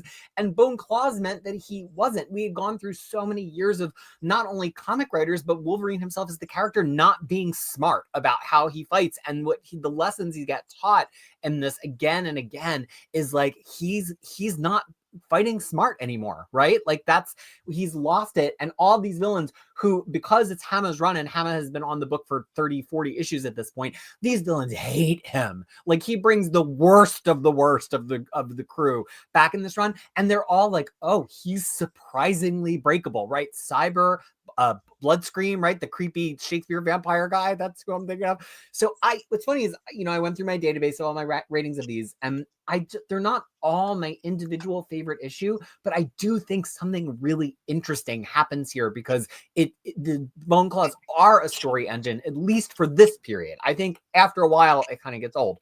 The question that I have, and I think it's kind of an existential question for everybody, is there value in putting something in the Evergreen list that's not the norm? Like, if everybody's coming to Wolverine to see Adamantium Wolverine tearing stuff apart, is there value in saying, oh yes, but there was this time that he had bone claws, and putting that in an Evergreen list? Personally, I think there is, because Wolverine stories can get samey, and this one's different. Also, if I may say, this run had some of the most spectacular covers. I think 3 of my all-time favorite Wolverine covers are in this run of comic books. No question. Yeah, they're gorgeous. So you're talking about, like, putting it in there to represent the Bone era. Like, we have an Old Man Logan, right? And then we've got Laura. Bone Man Logan. Yeah. Well, don't put words in my mouth, because I'm hoping we're not going to have an Old Man Logan. If you rewind, Are you serious? Okay, you go on. will probably see the moment on my face where I fell in love with Sal. I think something about incest babies. Yeah, incest babies. Yeah.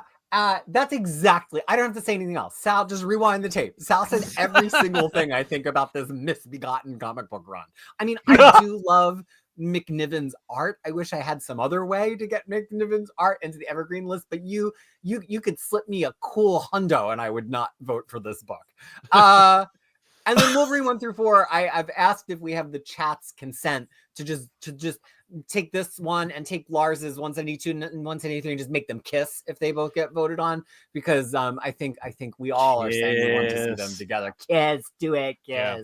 So You're that's how I absolutely feel right. about Hunter's picks. You're so right about the idea of, like, putting something that is not Evergreen in an Evergreen list, because there's nothing more not Evergreen than Wolverine having bone claws. And I think, like, it representing this period, like, Wolverine is many things and has gone through many iterations, and you could, like, chain some of the top 20 most highly rated Wolverine stories of all time, and you could probably just read them more or less in order, where it's Wolverine goes to a small town and murders everybody in it with adamantium claws. Like, moving on. Maybe he falls in love with somebody, maybe he doesn't, but probably does, and she probably dies. Foul? Yeah. Well, again, like Enemy of the State, it's like, Wolverine fights Wolverine versus the Marvel Universe. I'm shocked that they haven't, the marketing hasn't rebranded it that. But yeah, I definitely think there's a case to be made that says, like, I think the second most iconic thing that's ever happened to Wolverine is getting bone claws. It's like, you know what I mean? Or at least memorable. Yeah. I mean, Sal, we would also put Angel Punisher on the top 10 Punisher books, right? You gotta put the Angel. It's funny because I don't know what's more. Do you go Frankencastle or Angel Punisher? Which one's more? Yeah, when he race swapped. Black Punisher, he only gets like 4 issues, and then just wears the hell off. That's it.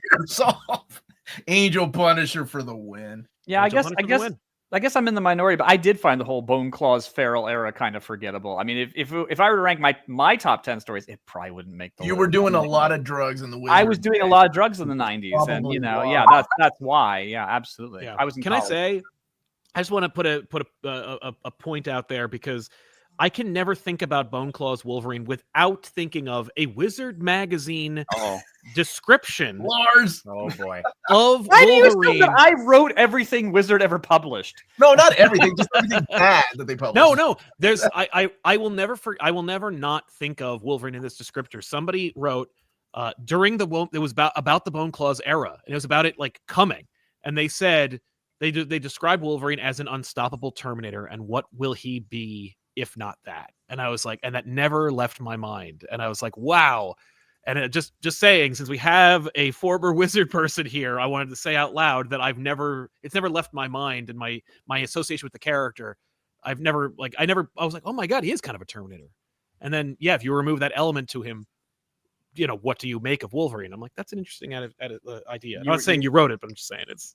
you were juiced, which is funny because again, for years and years and years and years, he really isn't an unstoppable Terminator. I mean, no, he gets his ass kicked all the time. well, and also it's interesting the evolution of the healing factor because again, for a lot of Claremont's years, like if the whole thing was that if he got a mortal injury, he would survive it, but he would need to go off and have a good lie down and a quiet cry and all this. Yeah. And then he would get better. It's that he would survive it. It wasn't this instant, I've gotten shot and my flesh instantly stitches back together.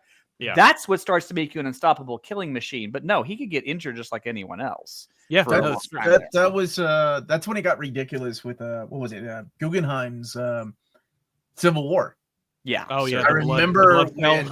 Yeah, I was like, whoa, they just made him in the cell from Dragon Ball Z. This is so freaking weird.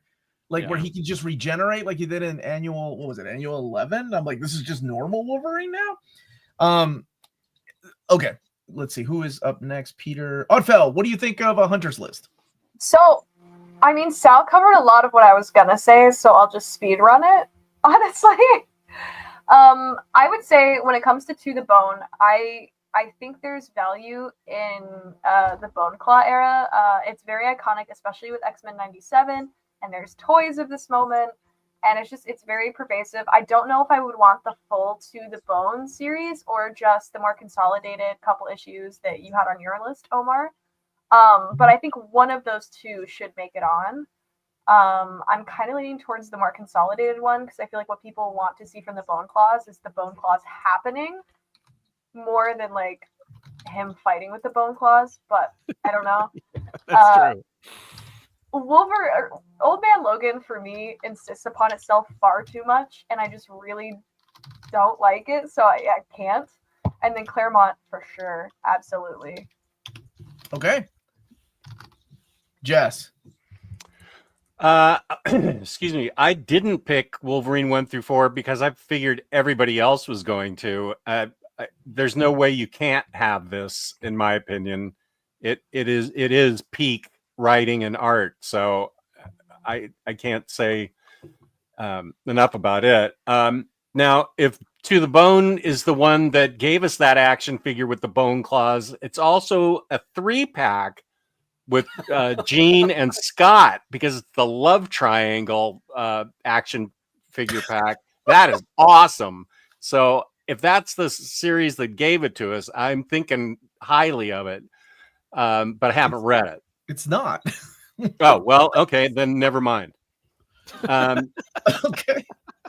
Old Man Logan, I love this story, and the art is incredible, but I love the whole road trip in the spider buggy with blind old man Hawkeye driving. I love the fact that Wolverine just continually gets his ass kicked because of what had happened back when the villains got organized and united and took every hero out, and the way they manipulated him, and so he won't fight again. I 100% have to agree that is edgelord Miller stuff with Bruce Banner doing the horizontal bop with She-Hulk. That is very edgelordy, and Gamma radiation affected his brain, man. Okay, good. There's the excuse. He didn't know what he was doing. All right, so never mind. Don't get me wrong. It's a shitty story. I agree with you. I like the hillbilly Hulks and just how Deliverance they sort of are, just an inbred backwoods, just disgusting family. They deliver the goods on being super creepy, but I also really like the whole overarching story about how once the villains actually got organized and united, they were able to defeat the heroes in this story, and the flashbacks that we get. I think it's a very effective, interesting point about how the heroes could be overwhelmed if all these guys actually got organized. And Red Skull in the White House, I thought was interesting, and I loved Emma Frost's appearance marrying Doctor Doom to save the 20 mutants that were left. I just really, and then what finally pushes him to pop the claws.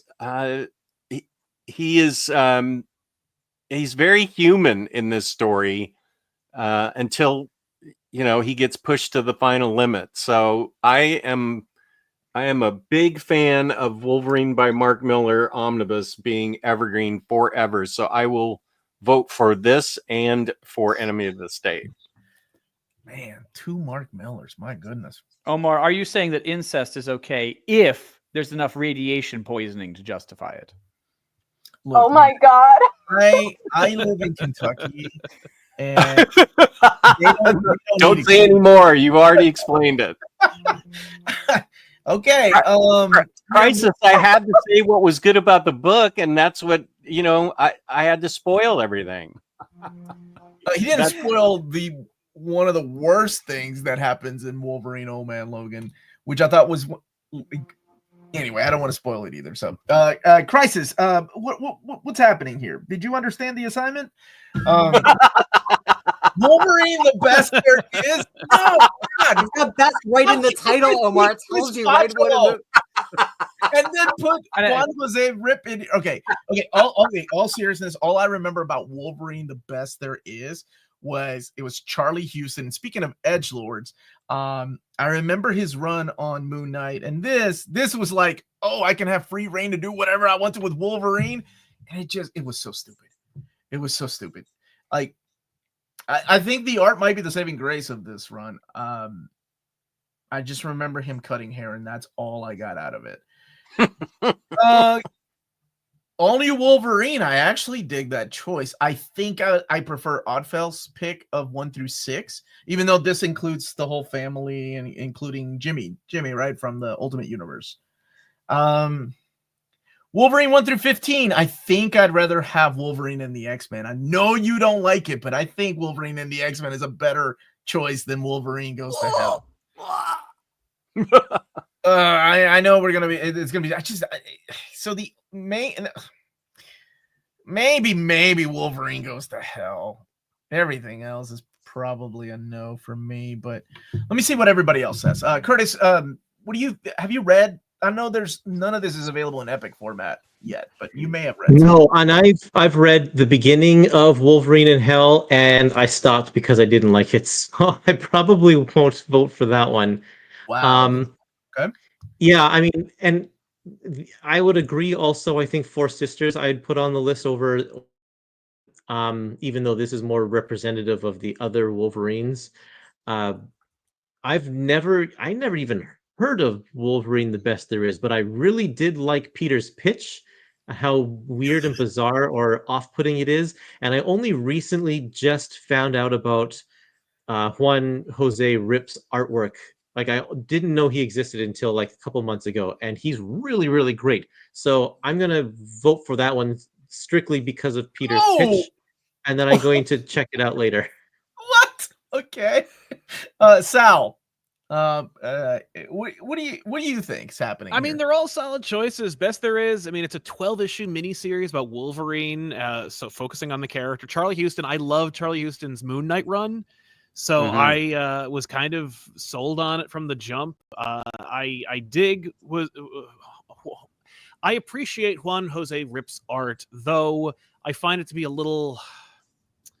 I can't remember the other artist's name, but they drew the Tom Taylor Constantine Black Label book, and they've done a bunch of other books. And I'm not a huge fan of that Derek artist. Robertson? Derek Robertson, thank you. I'm not a huge Derek Robertson fan, and Who draws this one of art. Jess's picks? Yeah. You know, Yes. he drew New Warriors, right? Yes, and I'm not, but Rip reminds me of him, and I was like, Okay. for the same reasons I don't like them. But but it's for me, it's a Wolverine story that works. I don't really like or dislike it necessarily, but I do love a Jason Aaron book, and Wolverine 1 through 15, or that's a given. Let's go for that one, and because Laura is so woefully underutilized, let's put her on here too. I only read, I think, the first arc of Taylor's run on All New Wolverine before I and it's not because I didn't like it. I just I read too many books. And some books have to be cut, and I'm like, well, okay, I get it. Good for you, Laura. See you later. It wasn't a case of like a lady Wolverine, Oh, not my Wolverine. No, I'm not. That's not how I read my books. But no, and I love Laura. I love Laura. She's great. And although I have been sold on Honey Badger more so now. So but Yeah. I'm kind of, but I'd like to have that name resurrected. So I don't think she's called that right now. No, she's not, unfortunately. But yeah, all solid picks. We have a copy of The Best There Is. I should reread it sometime and really be able to speak more intelligently on it. And but I can't. regret your decision to say yes to it. I regret my decision to say yes. But I based on the strength of Charlie Houston and alone, I'll say sure. But I do love Jason Aaron's work, so I'm gonna definitely vote for Goes to Hell. Okay, Lars. Goes to Hell was actually my backup pick. Yeah, I agree with Peter. It's a bold story. It's very bold, and I think it is quite satisfying, and it really sticks in the mind when you're done. I would probably map it a little differently. I think I had issues 1 to 5 and 10 through 16. I do think you need issue 16 is the epilogue. I do think you really need that one as to how the hell he's going to move on from the consequences of this story. It's gripping. The genius of it, and I don't feel it spoils a lot, is that, they send Wolverine to hell, and even the villains among themselves say, well, wait a minute, this is Wolverine. He's going to get out of hell. And they're like, oh, yeah. Sending him to hell, that's step one. You're like, that's step one. It's bold. It's a very, very bold story. I think it's satisfying. It's horrifying and tragic and parts of it are just awful. But my God, it does stick in the mind. Wolverine, The Best There Is. I recall trying it back in the day, and it just didn't stick with me. I just didn't continue on. One of the benchmarks I use is whether I like something is, did I finish it all the way to the end? Like Mike Grell, Green Arrow, for example. I read it all the way to the end and was quite happy to do so. This one I kind of crapped out on. And I've not actually read this stretch of All New Wolverine, which is probably a moral failing on my part. Tom Taylor is good. Like, I did read all of his Nightwing run. I was pretty impressed by it. I don't feel the need to own it. That's a mistake. Huh? That's a mistake. You should own all. Probably. Yeah. Again, I am a shameless reprobate. I haven't read this stretch, and Taylor is not an automatic win for me. So, but yeah, goes to hell. Absolutely. My God. Yeah. That's a surprise that Goes to Hell is the one that you approve. Hunter, what do you think of Crisis List? Sorry, my phone was dying, so I was plugging it in while also plugging in the mic. I never read The Best There Is. Wolverine Goes to Hell. I never read it either. I'm not going to lie. I have the omnibus. I haven't cracked it open. The only one here. Spoken like a true omnibus owner. Go on. I haven't. You speak for us all, I'm sure Hunter. I have it in single issue format, but I haven't read it. It just hasn't been on my radar. I think there were like 2 omnis that go together for the Jason Aaron run, so I wanted to get them both at the same time. The only one here that stands out to me is the All New Wolverine. If you're going to do that, though, you need to have the whole omnibus. I remember when they released it, I read the entire thing in an afternoon. It was fantastic.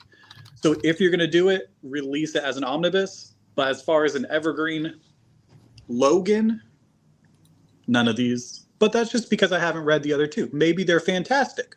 Who knows? But as for me, I wouldn't keep any of these for Logan. Okay. Peter, I know your thoughts already. Oh, and Phil, what do you think of Peter's choices? So I have not read the first 2, but based on sales pitch, I think that Goes to Hell would be a really interesting inclusion. It ties in a little bit of Mystic Marvel, which I tend to be weak for, and it sounds really neat. I also really like All New Wolverine. I like this arc better than the one I chose as far as story content goes, but I feel like putting the beginning where everyone meets as a family unit and they work stuff out might be better as like a standalone, I pick this thing up and read it as an evergreen. If both get in, I would love that because I loved some X-23. But yeah, I think that's most of what I had to say. But I love this arc of All New Wolverine. It's really, really good. I like seeing the fallout of Logan factions affecting everyone else. Okay. And last but not okay. Omni Dog. Hey, Sorry. Jess, you got any thoughts on Crisis list? Old man Bragg had to go to the loo. Sorry. Okay. Best there is. I definitely want to read it now. I've never read it, but I 100% am going to read it tonight. I love Jason Aaron's Wolverine. I love Tom Taylor. I love Laura. I love All New Wolverine. I think X-23 is a more interesting character than Logan is at this point. So I will vote for All New Wolverine all the time.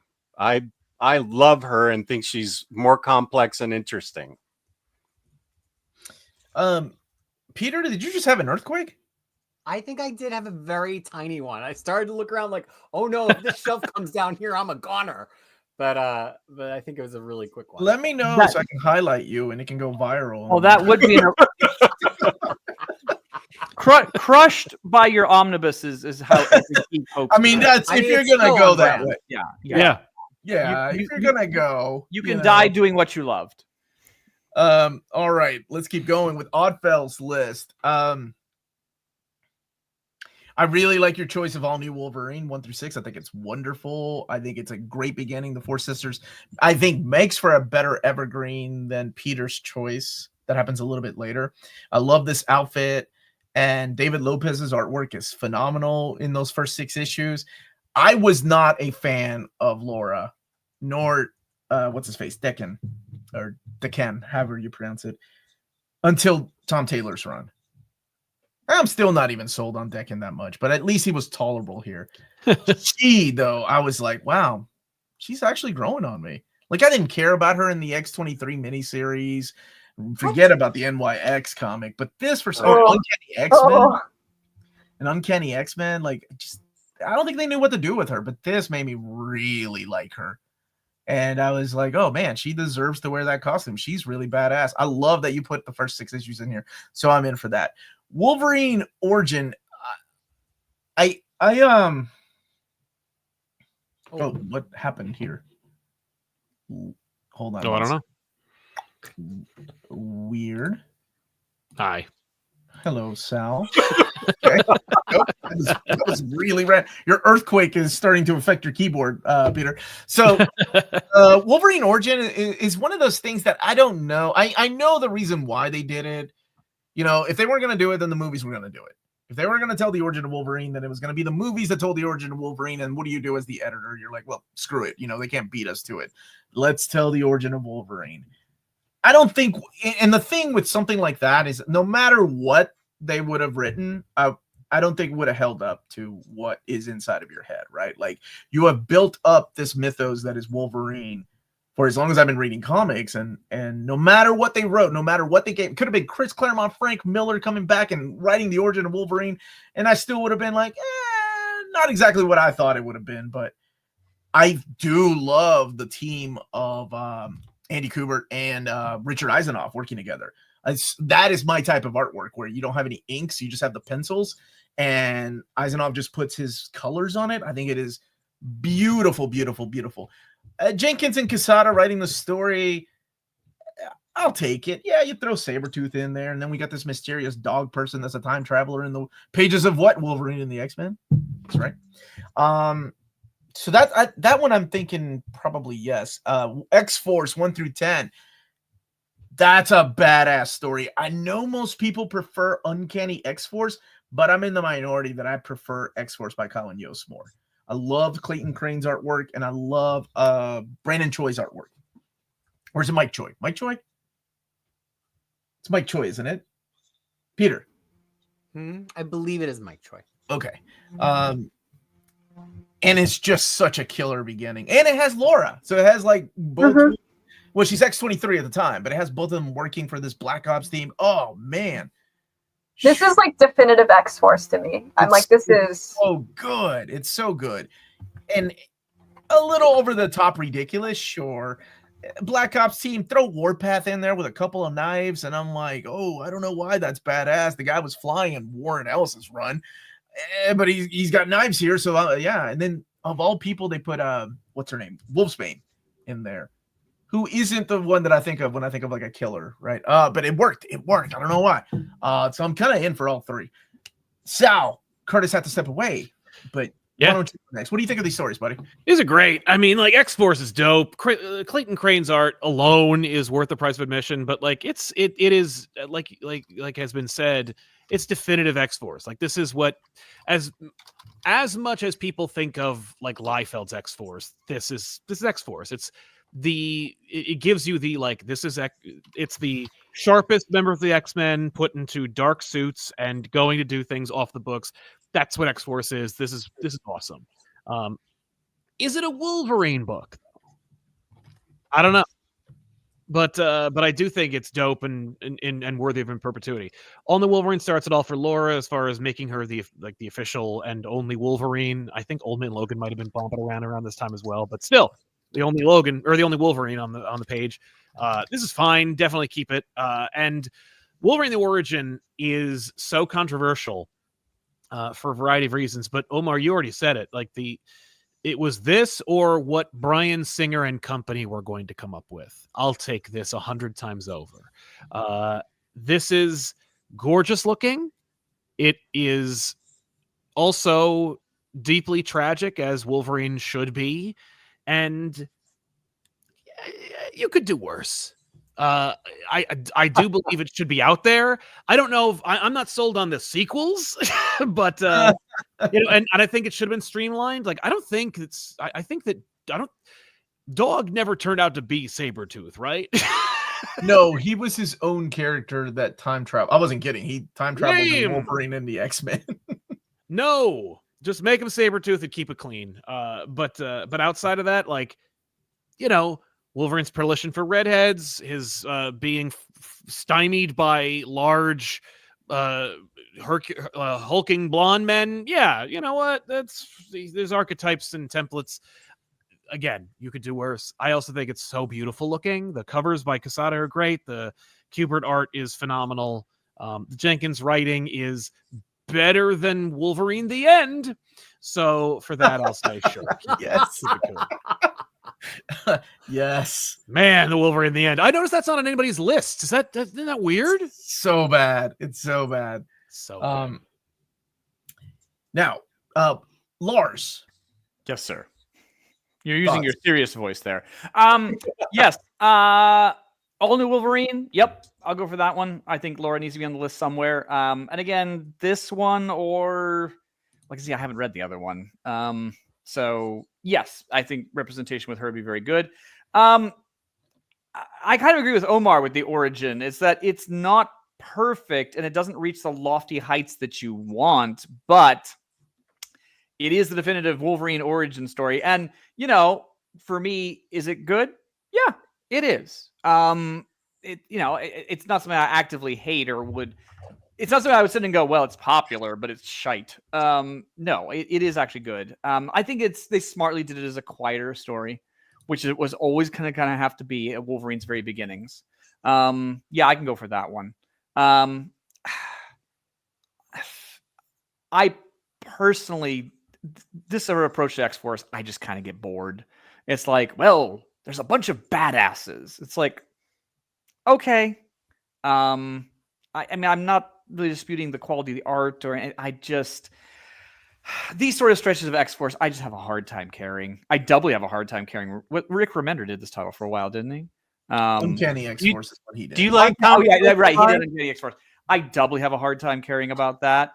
I sort of did start collecting X-Force when they did in the Krakoa era because it was fashioned more as a, FBI sort of for mutants sort of approach, that they were more of an intelligence and occasionally badass service. I'm like, oh, okay. I find kind of interesting, but just dark silhouetted badasses covered in blood and dead bodies all around. I'm like, I just, That sounds cool. You picked enemy of the state. But but enemy of the state. It's surrounded by dead ninjas. Sure, yeah. Sold me on this book. But enemy of the state for me is a stronger story. I mean, it just does. I mean, love it or not love it, it has a stronger story. And again, it's about the Marvel universe as well as Wolverine. I don't know. I'm just like, I don't know. This just, for rightly or wrongly, it feels very interchangeable with kind of every other badass X-Force story. Maybe I'm selling it short, but yeah. You haven't read Peter Milligan's X-Force then? Well, that's it. Well, hold on. Wait, you mean the one that leads into Ecstatic? Yeah. Well, that's quite. badass. Hold on. That's quite a different approach, isn't it? No, I've read all of that. Oh no, that is quite wonderful. Yeah, I just can't get behind this. Can't get behind X-Force. Don't like things that are too edgy. Got it. Even though you put Mark Miller. Whatever, Lars. Hunter, what do you think about Fell's list? Honestly, it's a strong list. I would keep X-Force out simply because it rolls into Necrotia. I don't see it as much of a Wolverine storyline. It's good X-Force. Classic X-Force, the Clayton Crane Yost stuff, and the Uncanny Remender. For me, that screams X-Force. Doesn't really scream Wolverine. I would probably kill X-Force unless you're going to collect all of Necrotia. If we're going to talk about an X-Force list, yeah, absolutely. Crane's art, like, alone is worth it. All new Wolverine, I think if you're going to go Laura, I saw some people in the chat talking about Miles Morales in a Spider-Man one. I think if you're going to add Laura, I would start with that. I wouldn't take the back half. If you're going to do it, I take the front half. That stuff is great. 1 through 4. Is it 1 through 4 or 1 through 6? Yeah. 1 through 6. If you're going to do it, I would go that route. Laura, she was a main character in Krakoa. She has, she was a guest in NYX, and she has her own modern NYX, not classic NYX. All right. And she has her own ongoing. I would go all new Wolverine. Keep that if you're going to add Laura in there, and keep Origin. Every time we get Origin, people love it. People buy it as soon as we make it available. I think you have 2 winners, honestly. It's pretty solid. Okay. Peter. Well, I revere this X-Force run. I agree there's some detractions about it, especially the art is a little muddy now in the modern day because it was kind of a different era of digital art, but I've reread it so many times. I think it's interesting because you have to remember it's the first time that X-Force was this. This is the first time that it was Wolverine X-Force, and that basically Scott and Logan collude at the beginning of it to be like, okay, you've got to keep this off the books. Things are getting too dangerous for mutants, and you've got to go take care of it. But Wolverine doesn't. These are people he does not want on his team. He totally objects to Lara being used this way. He totally objects to Rain being used this way, and yet they're there. And so I do think for me, it clears the bar of being a Wolverine book because his begrudging leadership of some of these people on the team is what makes it compelling. I do hear Hunter's argument that it rolls into Necrotia, but I think cutting it here before Messiah War still, I mean, this was basically the first OHC of it. I think it's satisfying enough that people are not going to read it and go like, well, where does it end? Because they do interesting things in these. I honestly was on my short list for today, and I love it. And also, I think it's the only one any of us has that has Wolverine and Lara in the same cast on a book. So it's like 2 for Wolverine, and it has significant plot for both of them. I love all new Wolverine. I mean, we're going to talk about it more when we get to Jess's choice in just a moment. I don't think Lara had a bad comic book up through like 2018. I think you could, I would be happy with 10 choices of Lara. Honestly, I think they're all to a higher standard than a lot of Logan material. And personally, I just resonate more with the family stuff later in the run, but this is a absolutely terrific establishing story. David Lopez's art is incredible. There's no way I could vote against this. I think it might have made it onto one of our past evergreens as like an evergreen Marvel omnibus or something like that. So clearly we loved on it. And it almost I think it did. I can't remember. Yeah, so we've loved it in the past. I think we voted for Chris Claremont and John Byrne Uncanny 2 in that one. No, I don't seem to remember that one ever making it on a list for some reason. Is it your birthday? Phoenix win that time? I don't think it was your birthday month though. So, anybody? It was mine. That's why we got Dark Phoenix. Wolverine did have the Phoenix Force at one point. I think when he came back after Return, it was like Wolverine Infinity Watch, and I thought in my heart of hearts that Odell would have that purely for the troll. But Origin, I don't know. I hear Hunter's argument that it's like people buy it, but I'm like, is it interesting? Do people just buy it because it says Origin about Wolverine, and then do they like it? I don't know. I have like a very love-hate relationship with it because I do think it's intriguing, but I don't know if it was like worth it. And I know why they did it, because they were afraid the movies were going to get to his origin first. But I don't know. I've always had a very strange relationship with that book, and yeah, I don't know. It wasn't. By the way, to clarify, it wasn't just the movies. I mean, because I was there I was at Wizard at the time when this was going down, and again, when Joe Quesada was asked in interviews, what's the number one Marvel story that's not been told, he would reflexively reply, Wolverine's origin. And it was not just that they were trying to get ahead of Bryan Singer. They were trying to get ahead of everybody. They're like, somebody in comics is going to tell this as well. So yeah. Very interesting. And last but not least, Jess. I have not read Wolverine Origin. I would like to, but I don't own it, so I can't talk about it. I love all new Wolverine 1 through 6. I think it's a great choice, and I love this book all the way through, and 1 through 6 is great. And Lars actually sold me even more on X-Force. Because the violence and depravity does it for you. Yeah, absolutely. Like a Black Ops team, X-Force, and I read it a while ago, and you're making me want to go back and read it again because I forgot just how dark it was, and I love that. So I am a fan of this choice. By the way, I've written it. I made a note to myself to read it properly now. So I'm willing to admit I'm wrong. I just don't know that I am at the moment. So I don't think you're wrong. You sold me on it. You set up with all the highlights were. I think it's perfect. I don't think you've ever admitted to being wrong. Oh God, no. Ever. Oh no, certainly not. No. Anything? Okay, was that it, Jess?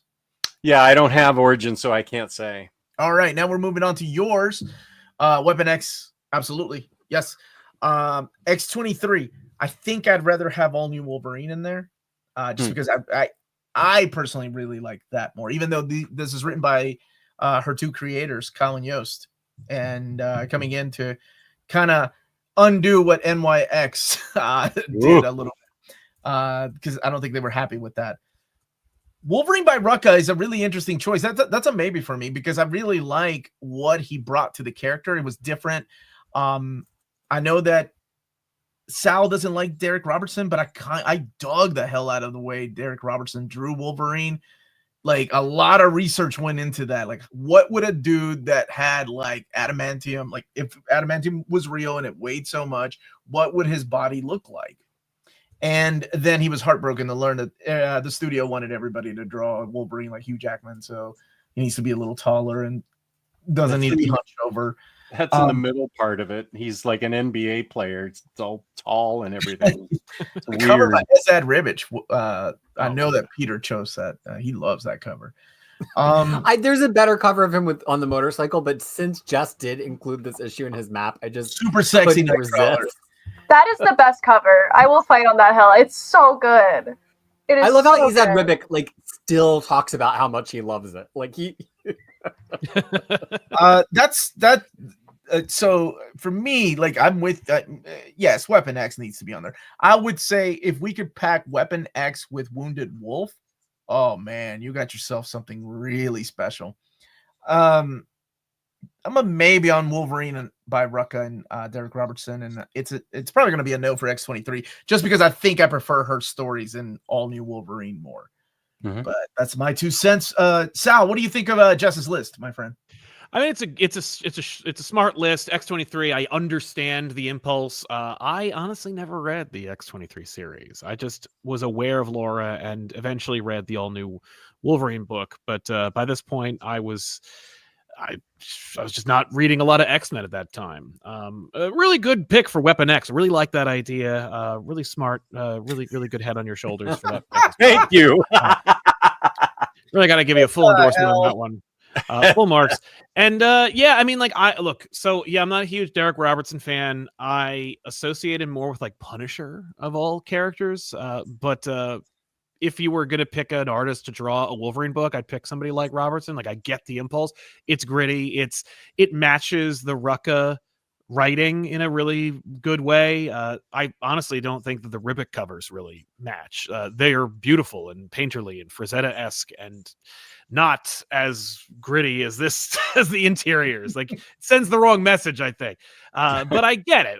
And I think, if you're gonna go with like evergreen stuff, a relaunched Wolverine book that is like kind of a fresh, new, or at least fresh, like fertile take on the character makes sense to me. And this is you could, again, like, I think this is more iconic than like Bone Claw Wolverine. Certainly it's more accessible. Like, a noob could read it and be like, oh, right, okay, and not have to worry about it. That said, is it evergreen? I think so. Okay. Well, one reason interesting that I stuck it in there is because it's Greg Rucka's Ultimate Collection is badly out of print, and I think it should be evergreen. Let's make an omnibus out of it. Throw in Wolverine and Elektra. Okay. There you go. Let's make an omnibus. Okay. Out of it. Yeah, that's one reason why I picked it, because it's out of print and needs to be evergreen. Who's Lars? What do you think of Jess's list? Weapon X, I think, is a gimme at this point. Yeah, very good. Yeah, the Greg Rucka run is so good. I mean, hasn't it been polling high that people want, the complete Greg Rucka Wolverine omnibus? I think it's only like 20 issues. It's not actually that long. Yeah, if they would put out a proper omnibus, I would buy it. That you had to slim it down here to make it fit, sure. Yeah. I would buy all 20 issues. I really like here how on a cover that's so shamelessly homosexual, even the positioning of the beer bottle shows that Wolverine is interested. What? So... I never caught that. I think I laid on the sarcasm pretty good. Yeah. Those are two dudes having a drink, Lars. Oh, is that what it is? I'm sorry. One of them naked. With you, this is the way I expect you to look at me. Is that how you and your friends have a drink, Omar? Absolutely. Which one are you? Are you Logan or are you Kurt? I need to do a little more squats, and I can be Kurt. A little more squats. Innocence. Yeah, I've not read Innocence Lost. I don't know. The other Laura book is a gimme for me. I haven't read this one, but I'm more than happy to vote for the other one. Okay. And Hunter, what do you think about Justice list here? Keep Weapon X, get rid of X-23. If you're going to go for a Laura story, go with all new, and probably wouldn't go with Rucka Wolverine for Evergreen, but that's just me. I'd keep Weapon X though, real solid. Put it back in the gallery edition. Resolicit that. You really want that? I want Sal to have it. I have one, but I want him to have one. Oh, thank you. Hardcovers. We do sell hardcovers for 20% off. So no kidding. Those out of print again. Thanks. I'll check it out. Peter. Well, of course, we've already talked about Weapon X. I've hinted for X-23. I'm really surprised so many people haven't read her prior to All New Wolverine or haven't read her that widely. I have to make my pitch here, even if it doesn't make the list, although I will be voting for it. There's no bad Laura comic. First of all, Kyle and Yost are writing her in this and in Target X, both of which are incredible. And then Marjorie Liu writes her for 20 issues, which is just totally incredible. You can basically do a full Laura, everything included read. I think there were 2 paperbacks, and then it got put in an omnibus up until All New Wolverine, and you will not hit a bad story. And it's incredible. And especially for the reason Omar teased, that like she had been co-opted from being this cartoon character to being used in this very unsavory way in NYX that like doesn't fit with X-Men, let alone fits with this character that was in a kid's cartoon. And I think Kyle and Yost, instead of just trying to decanonize it, they were like, well, what do we have to do with this character to make her compelling in a different way? And I think that's why Innocence Lost works, because they're like, well, let's tell how heartbreaking her origin is as basically a lab rat. Like she was never meant to have agency or be considered as a person. And it's almost their way of commenting on how she was used in NYX. Like, oh, well, you didn't want to use this character like a real person. You just wanted to use her as something extreme that people could react to. And so let's actually write a whole story about her not being a person in response. I absolutely love it. One of my favorite comic books of that decade, probably. And the Rucka run, Jess, thank you so much for picking this. I had it on and off my list, and I think my thing was I couldn't figure out how to pitch it, because I love it. I remember reading it and just thinking it was like reading Wolverine, and like you open the window and that awful Wolverine smell goes out, and it's just like fresh air, and it's beautiful, and it's still Wolverine. Like there's nothing not Wolverine about it. Greg Rucka totally writes the character, but it's Wolverine at a border crossing. It's Wolverine like dealing with things in small towns. He doesn't need the costume. Even when he deals with Sabretooth later in the run, it's like Wolverine stripped of all this excess weight and expectation that's on him. And I just think that, to me, that's often the Wolverine run I want to read now. And I think in a 10 essential list, there's room to have one book that's like a real breath of fresh air from the other books. And I could not more highly recommend all three of these Just choices. I think they are all peak comic books. I love all three of them. Just when I thought I couldn't love you more. Okay. Oh, now you understand my taste. Now my taste is good. I'm not going to try to buy votes, okay? I want you to describe my picks from now on. I'm not going to say anything. Odell, would you remind these people, is Honey Badger in the X-23 series, or is she an all-new Wolverine? I think Honey Badger's just an all new. Yeah. Okay. I think that's where she's introduced. Just making sure. All right, go ahead. What do you think of Jess's choices here? I would do all three of these. I already said yes to Weapon X. I really like the Greg Rucka run. It focuses less on him just being a plot device to get things done, and more on him being a character and his own interpersonal stuff, which is more interesting to me, because I don't really like when he's just tossed into a plot and they're like, he'll Wolverine his way out. And then X-23, like if we can get multiple X-23 books in, I'd love that, because this is a really good run. I'm a Kyle and Yost fan. That's why I put on the X-Force run. I just think they do good writing. So this is an all three for me. Wow, Jess. Yay. That's Yay. crazy. Well, good luck, Jess. All right. Last one. Me. Okay. No to all of these. I have talked these are classics, Jess. What are you talking about? I've said my piece on these. I think I've already said what I think. So Sal, let's go take it back up to Sal. Sal, what do you think of these choices, buddy? Everybody needs to have a copy of the time Wolverine got his adamantium skeleton ripped out, even if they don't like it, even if the writing is a little much. Because it's like, now the play is finished. Okay. Your theater degree is in the mail. But this season was firing on all cylinders, man. It's good stuff. But everybody needs to know. And like I like there's almost kind of a fun mythic quality to it. Like, oh, if you are on the fringe of comic culture, you hear Wolverine got his adamantium skeleton ripped out. Maybe you even have the idea yourself. And they go, oh yeah, they did that. It was a big thing. Magneto did it. It's like, oh, that's awesome. That makes a lot of sense. And then you read it and you're like, oh, okay, that makes sense. And it looks great. And it's where's this go? And it's like, oh, you don't want to know the answer to that question. But it should be in print and it should be available. That's a good solid pick. It's smart to have a copy of, or at least to have that all collected. And Fatal Attraction should be its own thing. Definitely keep that its own. Let me highlight this comment. My dad has a copy of the comic where Wolverine gets his adamantium ripped out. See what I mean? Thank you. And just like that, I feel so old. Vindicated. My father. Jungle Adventure, inspired choice, brilliant idea. I love the concept of that. Great minds, that- right? Great Yeah, minds. right, Great exactly. And I never read the Hunter in Darkness. So I'll have to go check that out. I don't know it as well, so I have to abstain from that. Choice. When you get me on your couch, Yes, I know. We'll- don't we'll take that do out it. of context, please. Oh, Flip That's it. it. We'll bring a copy of Wolverine 34 with me, and that's what we're gonna do. Perfect. I love it. It's a date. oh wow. Bring that Greg Rucka cover by Assad Ribbit. Exactly. Back up. Replace that beer bottle with a copy of Wolverine 34. Nice, cutting a nice hard CGC. Yes. Oh man. Okay, Lars is on mute.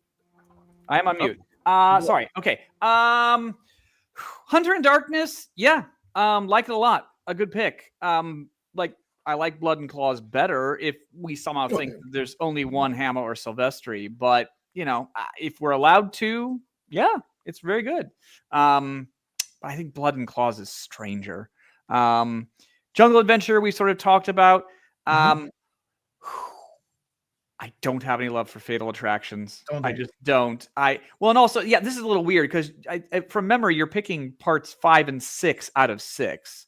Yeah, but the other parts, I mean, I would throw probably Uncanny 304 in there. The other parts aren't really that necessary, right? Yeah, no, I know I'm going to get pelted with, issues of Deadpool or something when I say this, but this is one of the turning points for me when just Wolverine just gets stupid. I don't think sucking out his adamantium, as we all know, was a joke that Peter David I don't remember made. anyone sucking out his adamantium. You mean ripping it out of his pores? Well, either way, he was liquefying. So it is. How was a different comic. How delicately it comes out of his body, I think, is a little superfluous. Okay. Peter.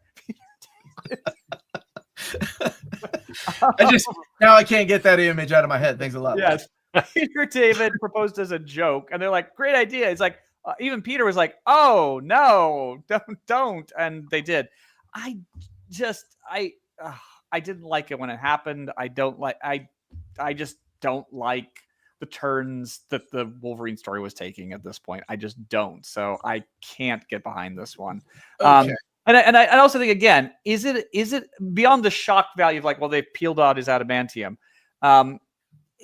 Is it a good story in its own right? I'm not sure it is. Absolutely, it is, Lars. I can answer that for you. Oh, please do. Yeah, it absolutely is. Okay, good. I guess you don't need to say any more.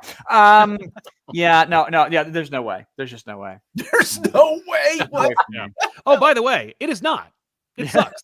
I'm just saying, in perpetuity, like it's one of those things where it's like, gotta have a copy, gotta have it, gotta know. You gotta be able to. That's why I'm voting for Old Man Logan. That story is so stupid. Yeah, and it contributes nothing.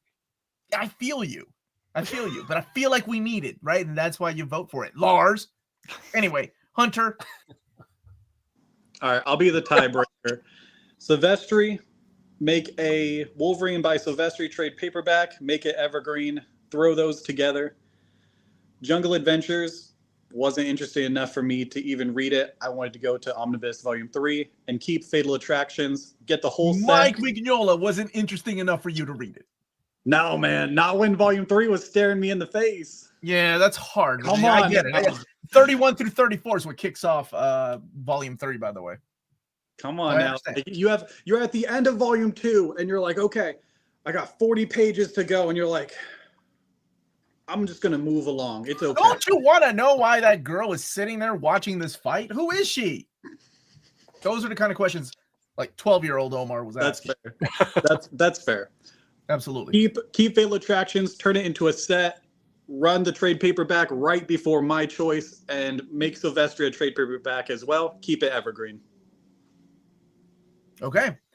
Peter, give it to me. Come on now. I actually agree with Hunter. I think it would be great to combine these two Hama parts. I think fundamentally Lars's issues are a little bit more interesting to me than yours. So if it was a zero-sum game, I wouldn't vote for yours, but I do love all of the 30s of Wolverine 1998 or 88 rather. I've already talked about Jungle Adventure and my feelings on that.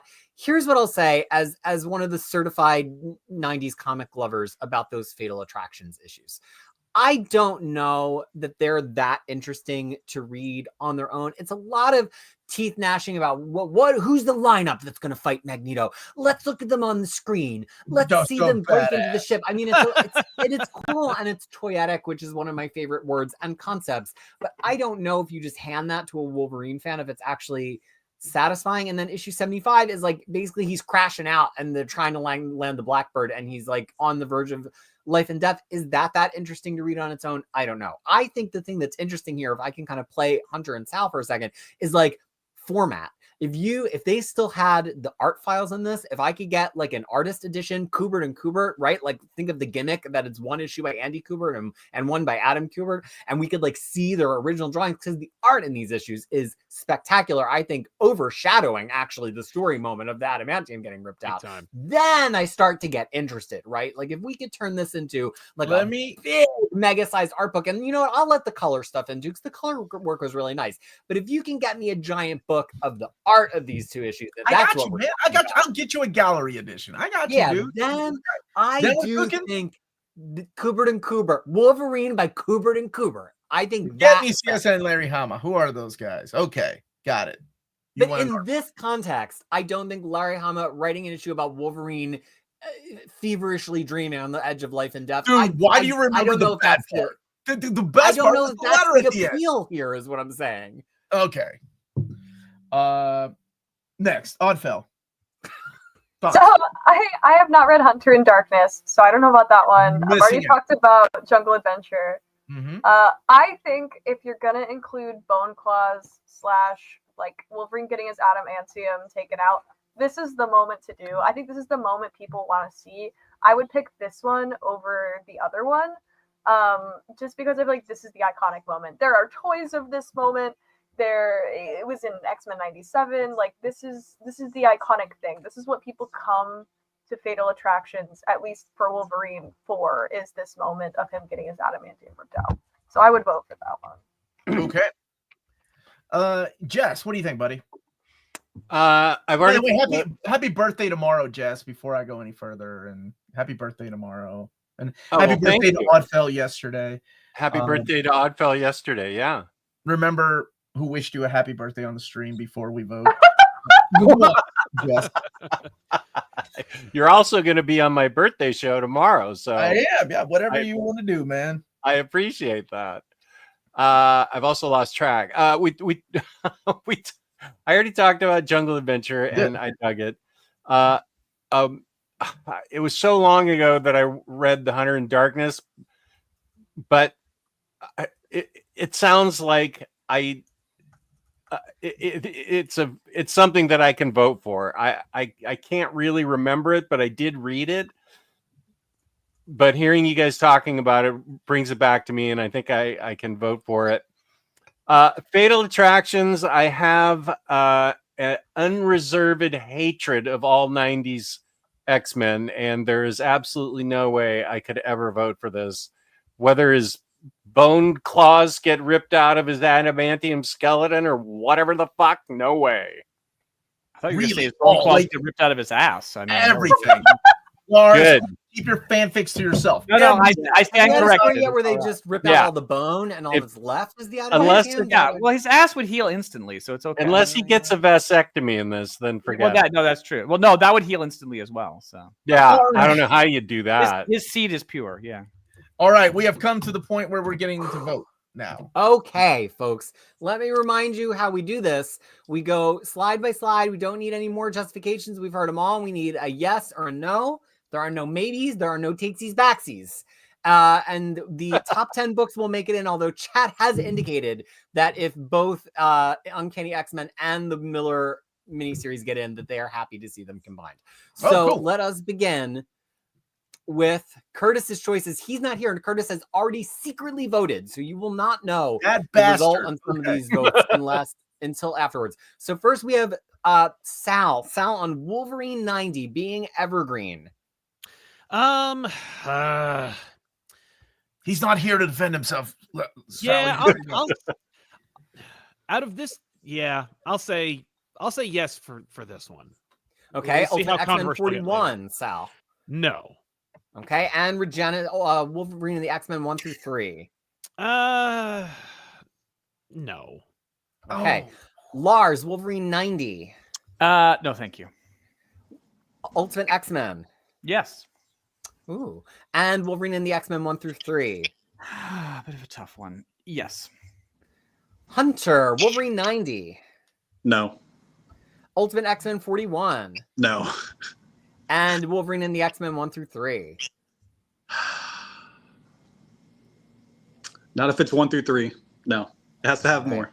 Bristling with hatred. My goodness. As am I, because I'm being no on all 3 of these. Odell, Wow, Wolverine no one all 90. 3 of these. You're taking advantage of who's in here. You're a monster. No. No, I tell him to his face, Omar. Odell, Wolverine 90. No. Ultimate X-Men. No. And Wolverine and the X-Men 1 through 3. Yes. Jess, Wolverine 90. No. Ultimate X-Men 41. No. And Wolverine and the X-Men No. 1 through 3. Okay. Omar, Wolverine 90. I need to ask something first. How many of my books did Curtis vote for? That is it's in the locked vault. Hypothetically speaking, I'm gonna go yes, Wolverine 90, no Ultimate X-Men 41, and yes, Wolverine and the X-Men. Okay, now we move on to Sal's picks. So we begin with Lars. Lars on Weapon X. Sure, yeah. Of course, okay. Lars on Bloodlust. I think yes. And Lars on Jungle Adventure. I think no. Hunter on Weapon X. Yes. Hunter on Bloodlust. No. And Hunter on Jungle Adventure. Not right now. Yeah, as we All right, established. Now then when?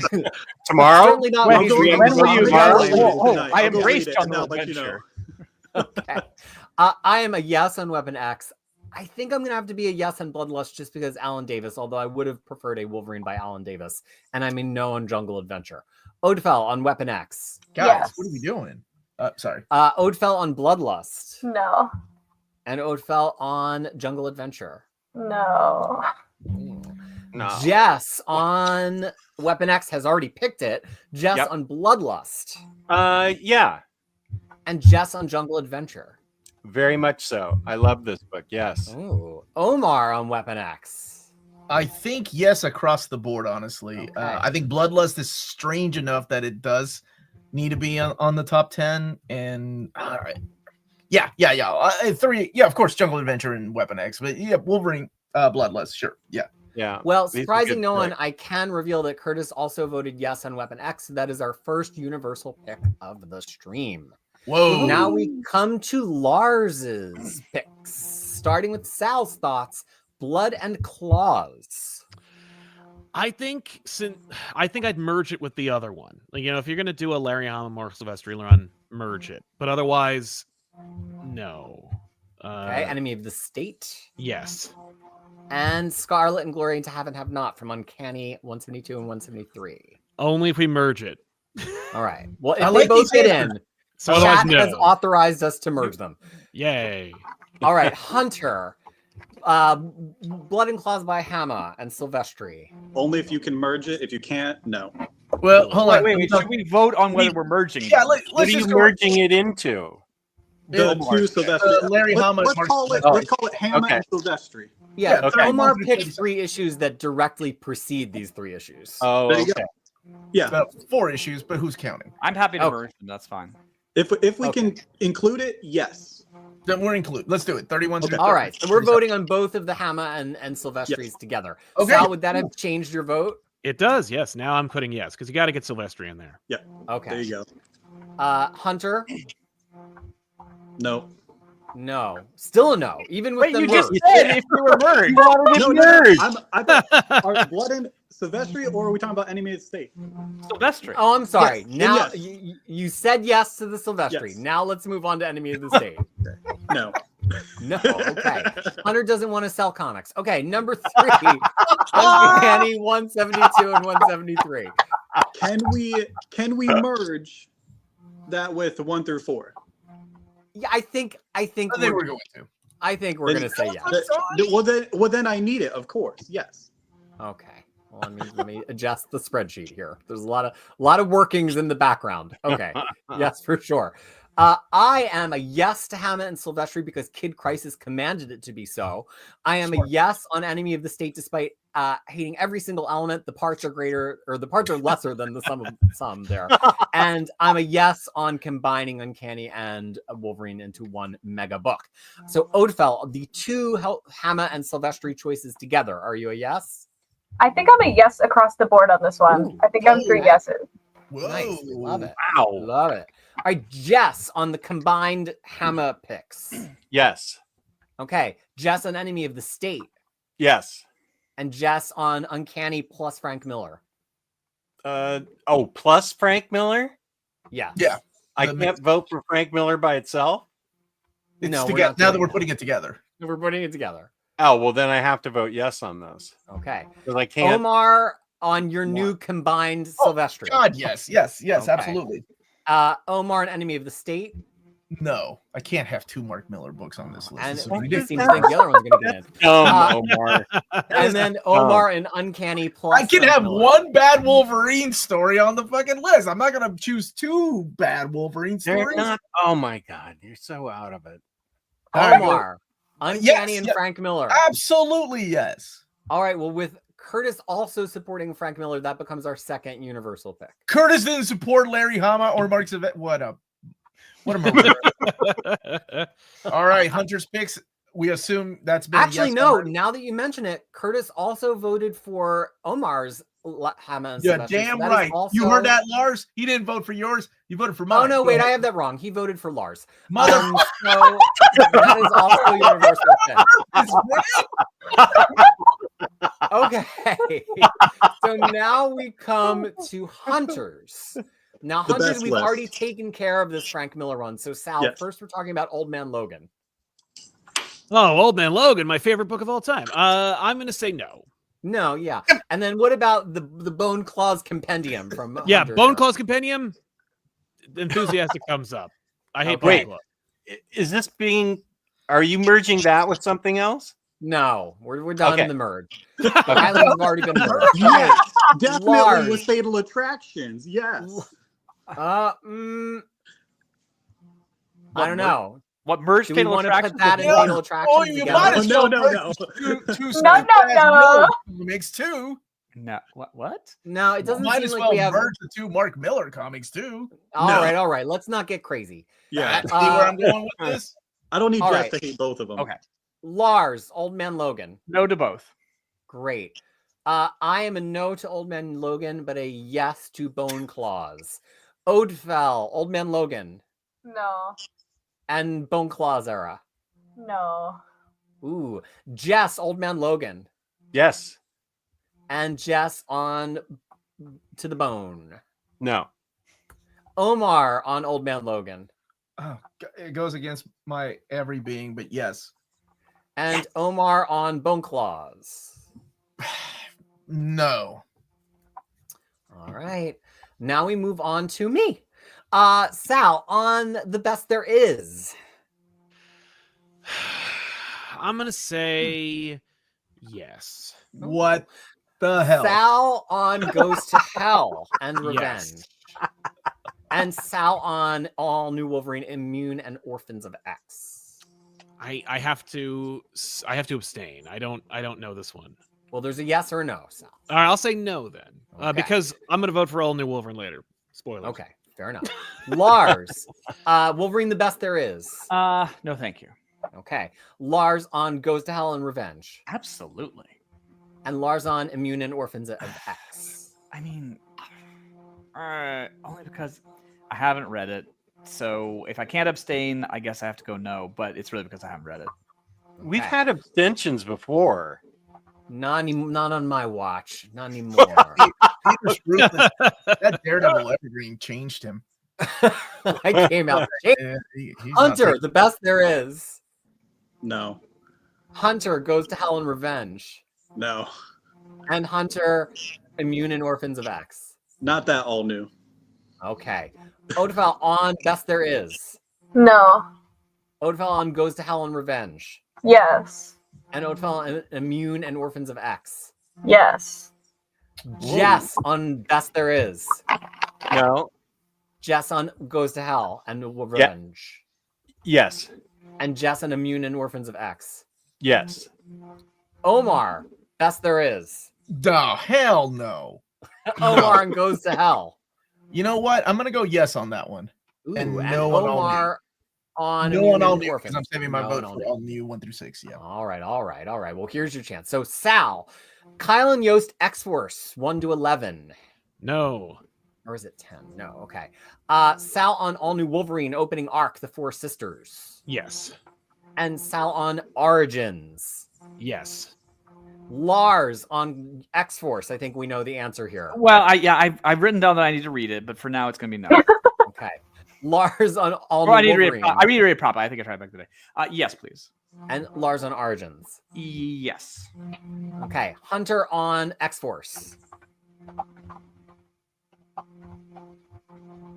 Sorry, my phone was dying. No on X-Force. Okay. All New Wolverine Yes. and Origins. And yes. I am a yes on X-Force. I love it. I'm a yes on All New Wolverine. I'm a no on Origins. Jess, X-Force. Yes. Jess on All New Wolverine. Yes. And Jess on Origins. I'd like to abstain, and don't take this personally, Oddfell, but he's making me say no. I haven't even It's read my it. fault. Look You have at the option of saying rhetorical yes. finesse Yeah. just there. It's my I'm fault. not taking the blame for this. You Okay. could say yes, even though you haven't read it. I mean, do you care about Oddfell's feelings? Yes or no? That's the Okay. real question. Okay. Omar's fighting for Omar. me now. Wow. You better remember me. Omar Yes, X-Force. actually, yes across the board. I Ooh. like all 3 choices. They're I solid. am happy to announce that makes, thanks to Curtis's pick, All New Wolverine our 4th Universal pick. All right, way to go, Curtis, doing the right thing. All right, so Wait, now no, we he didn't come, choose mine. we come to Jess, and we've already Bad voted on Weapon girl. X. We're just doing Rucka, and we're doing the Kyle and Yost Innocent Lost. So Sal on Greg Rucka Wolverine. Yes. Sal on Innocence Lost. Yes. Lars on Rucka Wolverine. Absolutely. Lars on Innocence Lost. Again, haven't read it, so probably no. Well, you Okay. should say yes, though. Well, Hunter on Rucka. No. Hunter on Innocence Lost. Haven't read it. I'm a big yes on both of these, 2 of my favorite runs of that whole decade. Odell on Rucka Yes. and Odell on Innocence Lost. Yes. And Omar on Rucka. Yes on Rucka and no on X23. Innocence Lost. Okay, so now we come to only 1 vote on Omar hates women. because No. Omar's No, not not Not all. categorically. So Omar, we've already merged in that Hama book, so we don't have to vote on that. And we've already Mhm. voted on Jungle Adventure. So we're only voting on the combo of the 2 Fatal Attraction issues here, right down the line. Sal, Yes. Lars, hell no. What? woo, Hunter. I need the whole storyline, or else no. Okay, I'm a yes because I see the vision. Odell Yes. and Jess. Fuck no. Jess, you bastard. Okay. All right, folks, I just need a few minutes to tabulate. Talk amongst yourselves. All right. And while you're watching, please don't forget to hit that like button. And I want to again thank my wonderful panel because I am taking time out of their day to do this with me. And Fortunately, as much crap as we give each other, Yeah. I think there's a lot of respect going around here. So I do. Oddfell, how was your birthday? Yeah. That's It was good. Thank you have- you. Did you have a lot of friends over? This woman has more friends than anybody I've ever seen. It's unbelievable how many friends this woman has. She I doesn't. had to a pick con last random- weekend and this weekend, so it was a very chill birthday because I'm peopled out. I had to pick a random day in the middle of the week just so I could get her on my show, because otherwise she was like, "Oh, I'm doing something with friends." every day for the rest of the year. We're going to Colorado. We're going to Mexico. We're going to Yeah. VisCon. And she flies out to different conventions, right? Oh, Yeah. I know. That's a I've lot. never been more jealous of a person's life with all her friends and how much fun she has. It's a good time. I'm tired, but it's a good time. Yeah, I get it. Happy early birthday. Thank you. And Sal, what's upcoming on Comic Pop? And you also have oh Comic Pop man, returns. You're a busy guy, dude. I am very busy, but it's a good busy. We have an episode of Back Issues that I am deep into. I'm trying to edit down. It's my wife Tiffany is also hosting that episode. It is Justice League versus Godzilla versus Kong. Ooh. Massive book. It's one of her favorites of the year that it came out anyway. And just a big old discussion. It's a super long episode, but the guys have some fantastic reactions to it. I'm very excited to see that come out. And we launched a new podcast in Comic Pop Returns, where me and my hosts over on Back Issues are just sitting there talking about video games and movies and comics and stuff like that. So it's the audience has really responded to it well. So I'm very happy to see that. That's like bi-weekly, just to keep their their interest up. Is it only a podcast, or do you have it on YouTube as well? Oh, it's on YouTube. Yeah, we stream it on you. Well, we don't stream it. We record it and then I upload it onto YouTube. And but it is also a podcast. But I just dump it on the Elseworlds Exchange, which is my audio podcast that we have available through Apple and Spotify and stuff like that. But anything that we do when I interview creators or we talk to special guests like Omar or anyone from YouTube, that all gets dumped onto Elseworlds Exchange. Excellent. Lars, are you excited for C2E2, buddy? Very much so. Yeah. Have we settled on a meet and greet time? Oh yeah, Oddfell and I have. Are you not part of that? No. Did we not? Whoops. Yeah, I'll let you in on all that. That's very kind of you. Yeah, it's I do. Think of you last minute. Oh shit, Lars isn't here. Whoops. I'll text him. Yeah, anyone Hunter? in the Chicago area, come join us. It's gonna be a lot of fun. Oh yeah, we'll be at C2E2. Yeah. All 4 days. Should be a lot of fun. And Hunter, what's going on at the store? You said you're opening up on Thursdays now? Yes. Thank you for asking. Yes. As of next week, next Thursday, we will actually be open 7 days a week. We've never been open on Thursdays. This will be our big one. Now, that's not the cool part. We're going to be running a bunch of sales. We will be open for, I keep wanting to say 24/7. We're not there yet. I keep wanting to say that. No. For when you need your comics at 3 a.m., you just need that Weapon X. We've been running into a problem where we have like 4 or 5 people hanging on the door on Thursdays, and then they walk away disappointed. So we have to cater to our customers. Well, Thursday's a bit of an odd day to have off. I mean, did you need to recover from the cocaine bender of Wednesday releases or something? Listen, the reason I did it was because back when It's like Lars knows the keywords that YouTube uses to demonetize people. He's just like circumcision, cocaine. What the hell, man? I've always had Thursdays off, but a big reason previously was whenever a new Marvel movie or superhero movie in general would come out, we take the entire team to the movies on those Thursdays. Oh. So instead of us closing down, which we will, we'll have someone who doesn't care now up front. But we've always had Thursdays off. We'll do a lot of. I mean, do you get a lot of customers on Sundays? Sundays, yeah.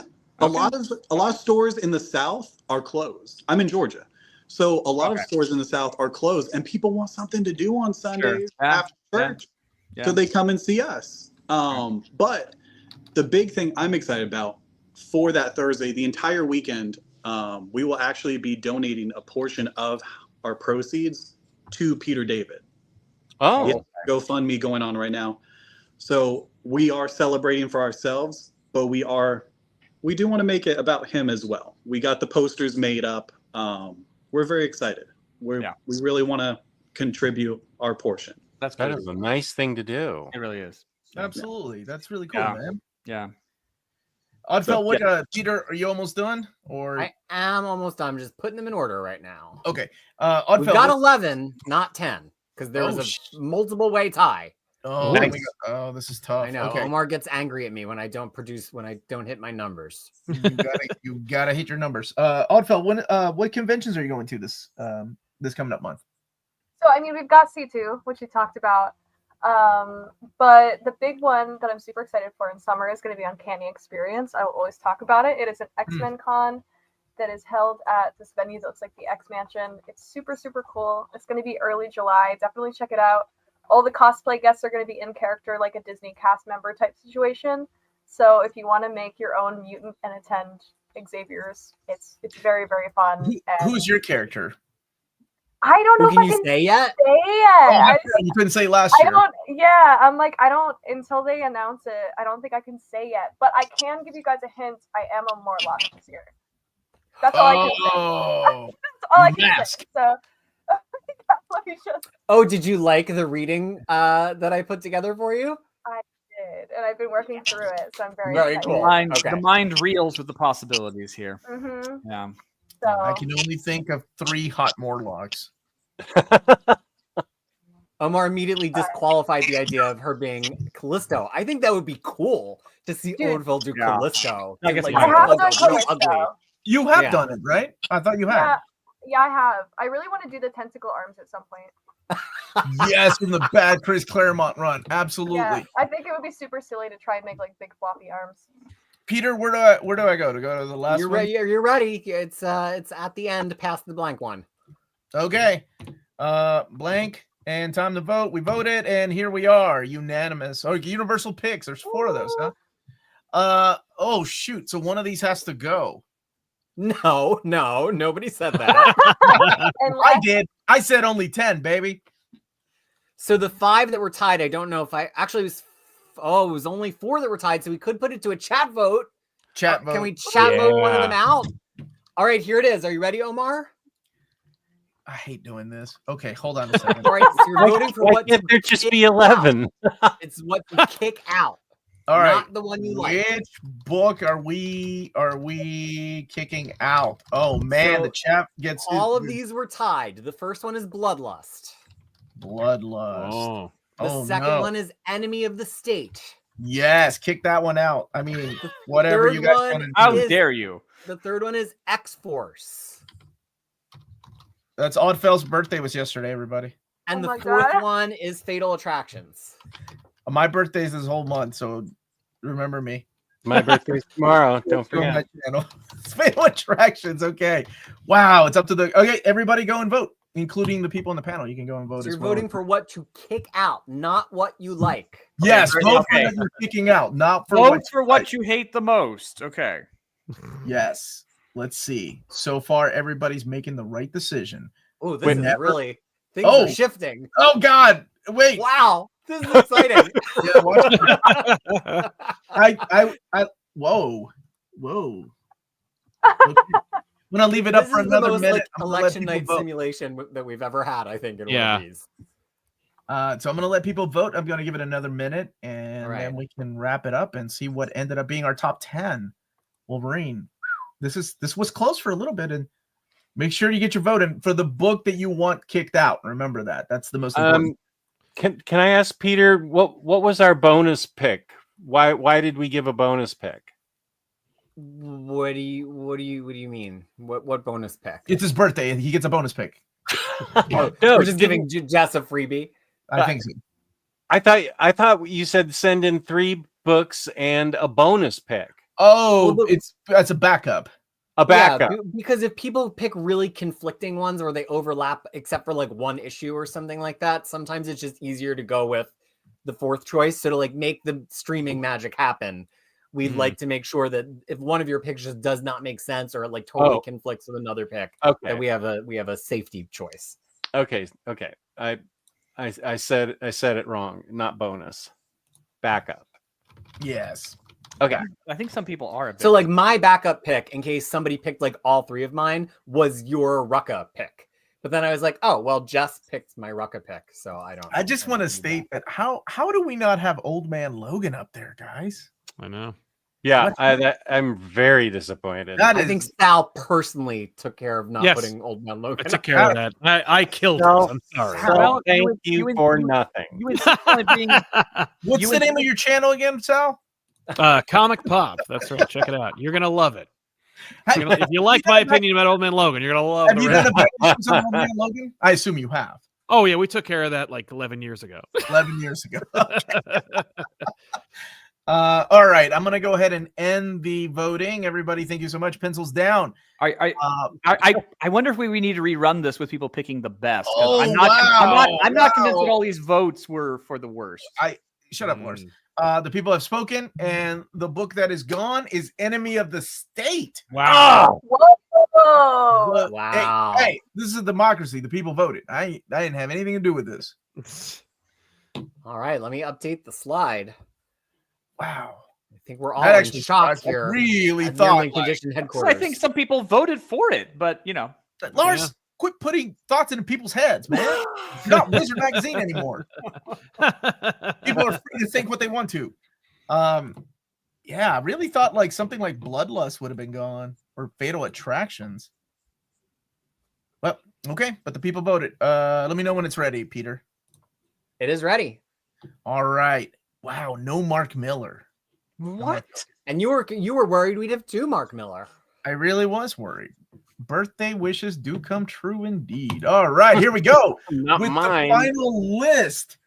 Weapon X. Oh, first of all, I love our Universal picks. Those are solid, man. Weapon X, Wolverine, Larry Hama, Mark Silvestri, Wolverine 1 through 4. That's a classic. And Weapon X, the only thing I would do is add the Wounded Wolf story just to make that a beautiful book. Big gallery edition. And all new Wolverine, the first 6 issues. And then Wolverine Goes to Hell, X-Force 1 through 11, the first 2 story arcs of Rucka and Derek Robertson. Bloodless made it in, but no Jungle Adventure. Wait a second. Oh, That's Okay, weird. whatever. I thought everybody voted for that. what the hell? Origin and Fatal Attractions.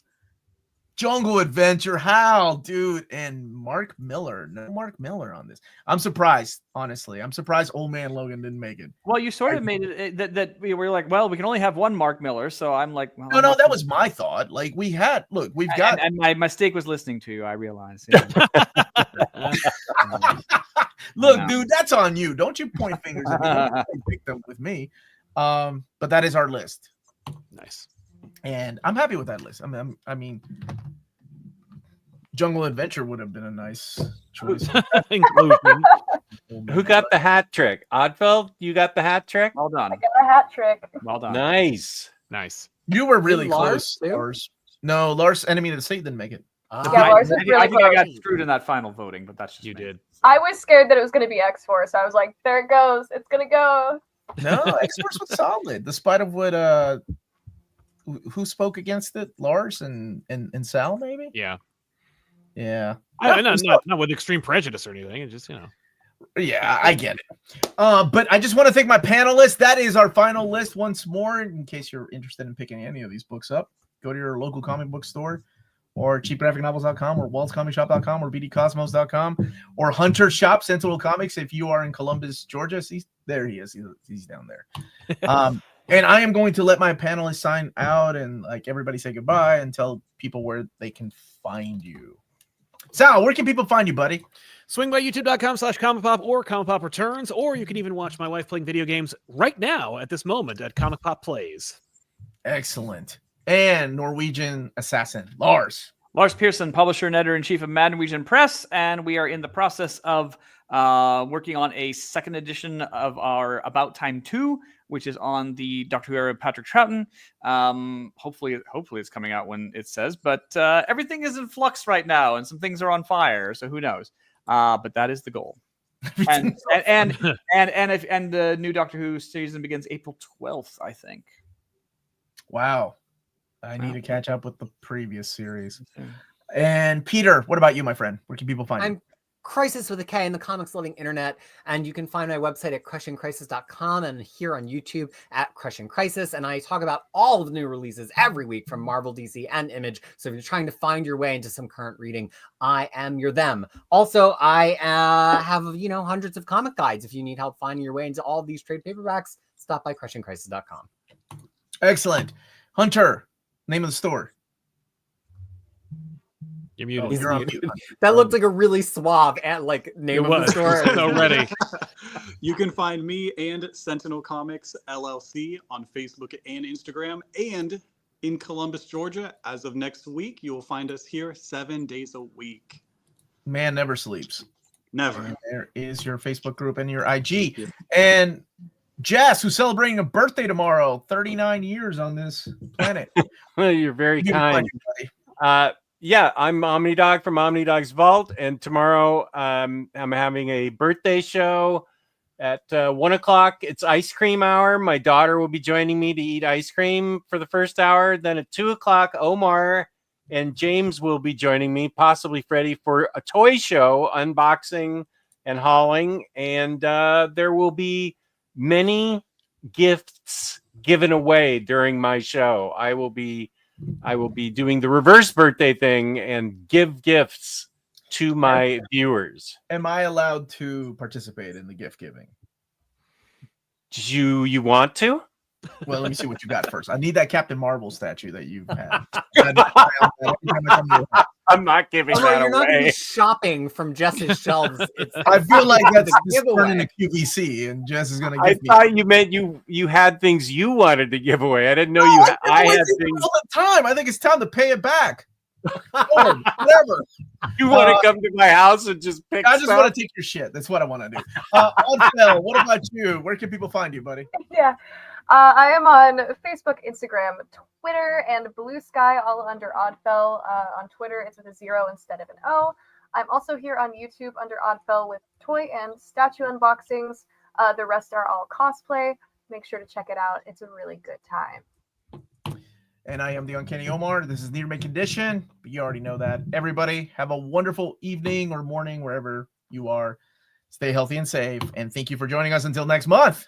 Bye-bye.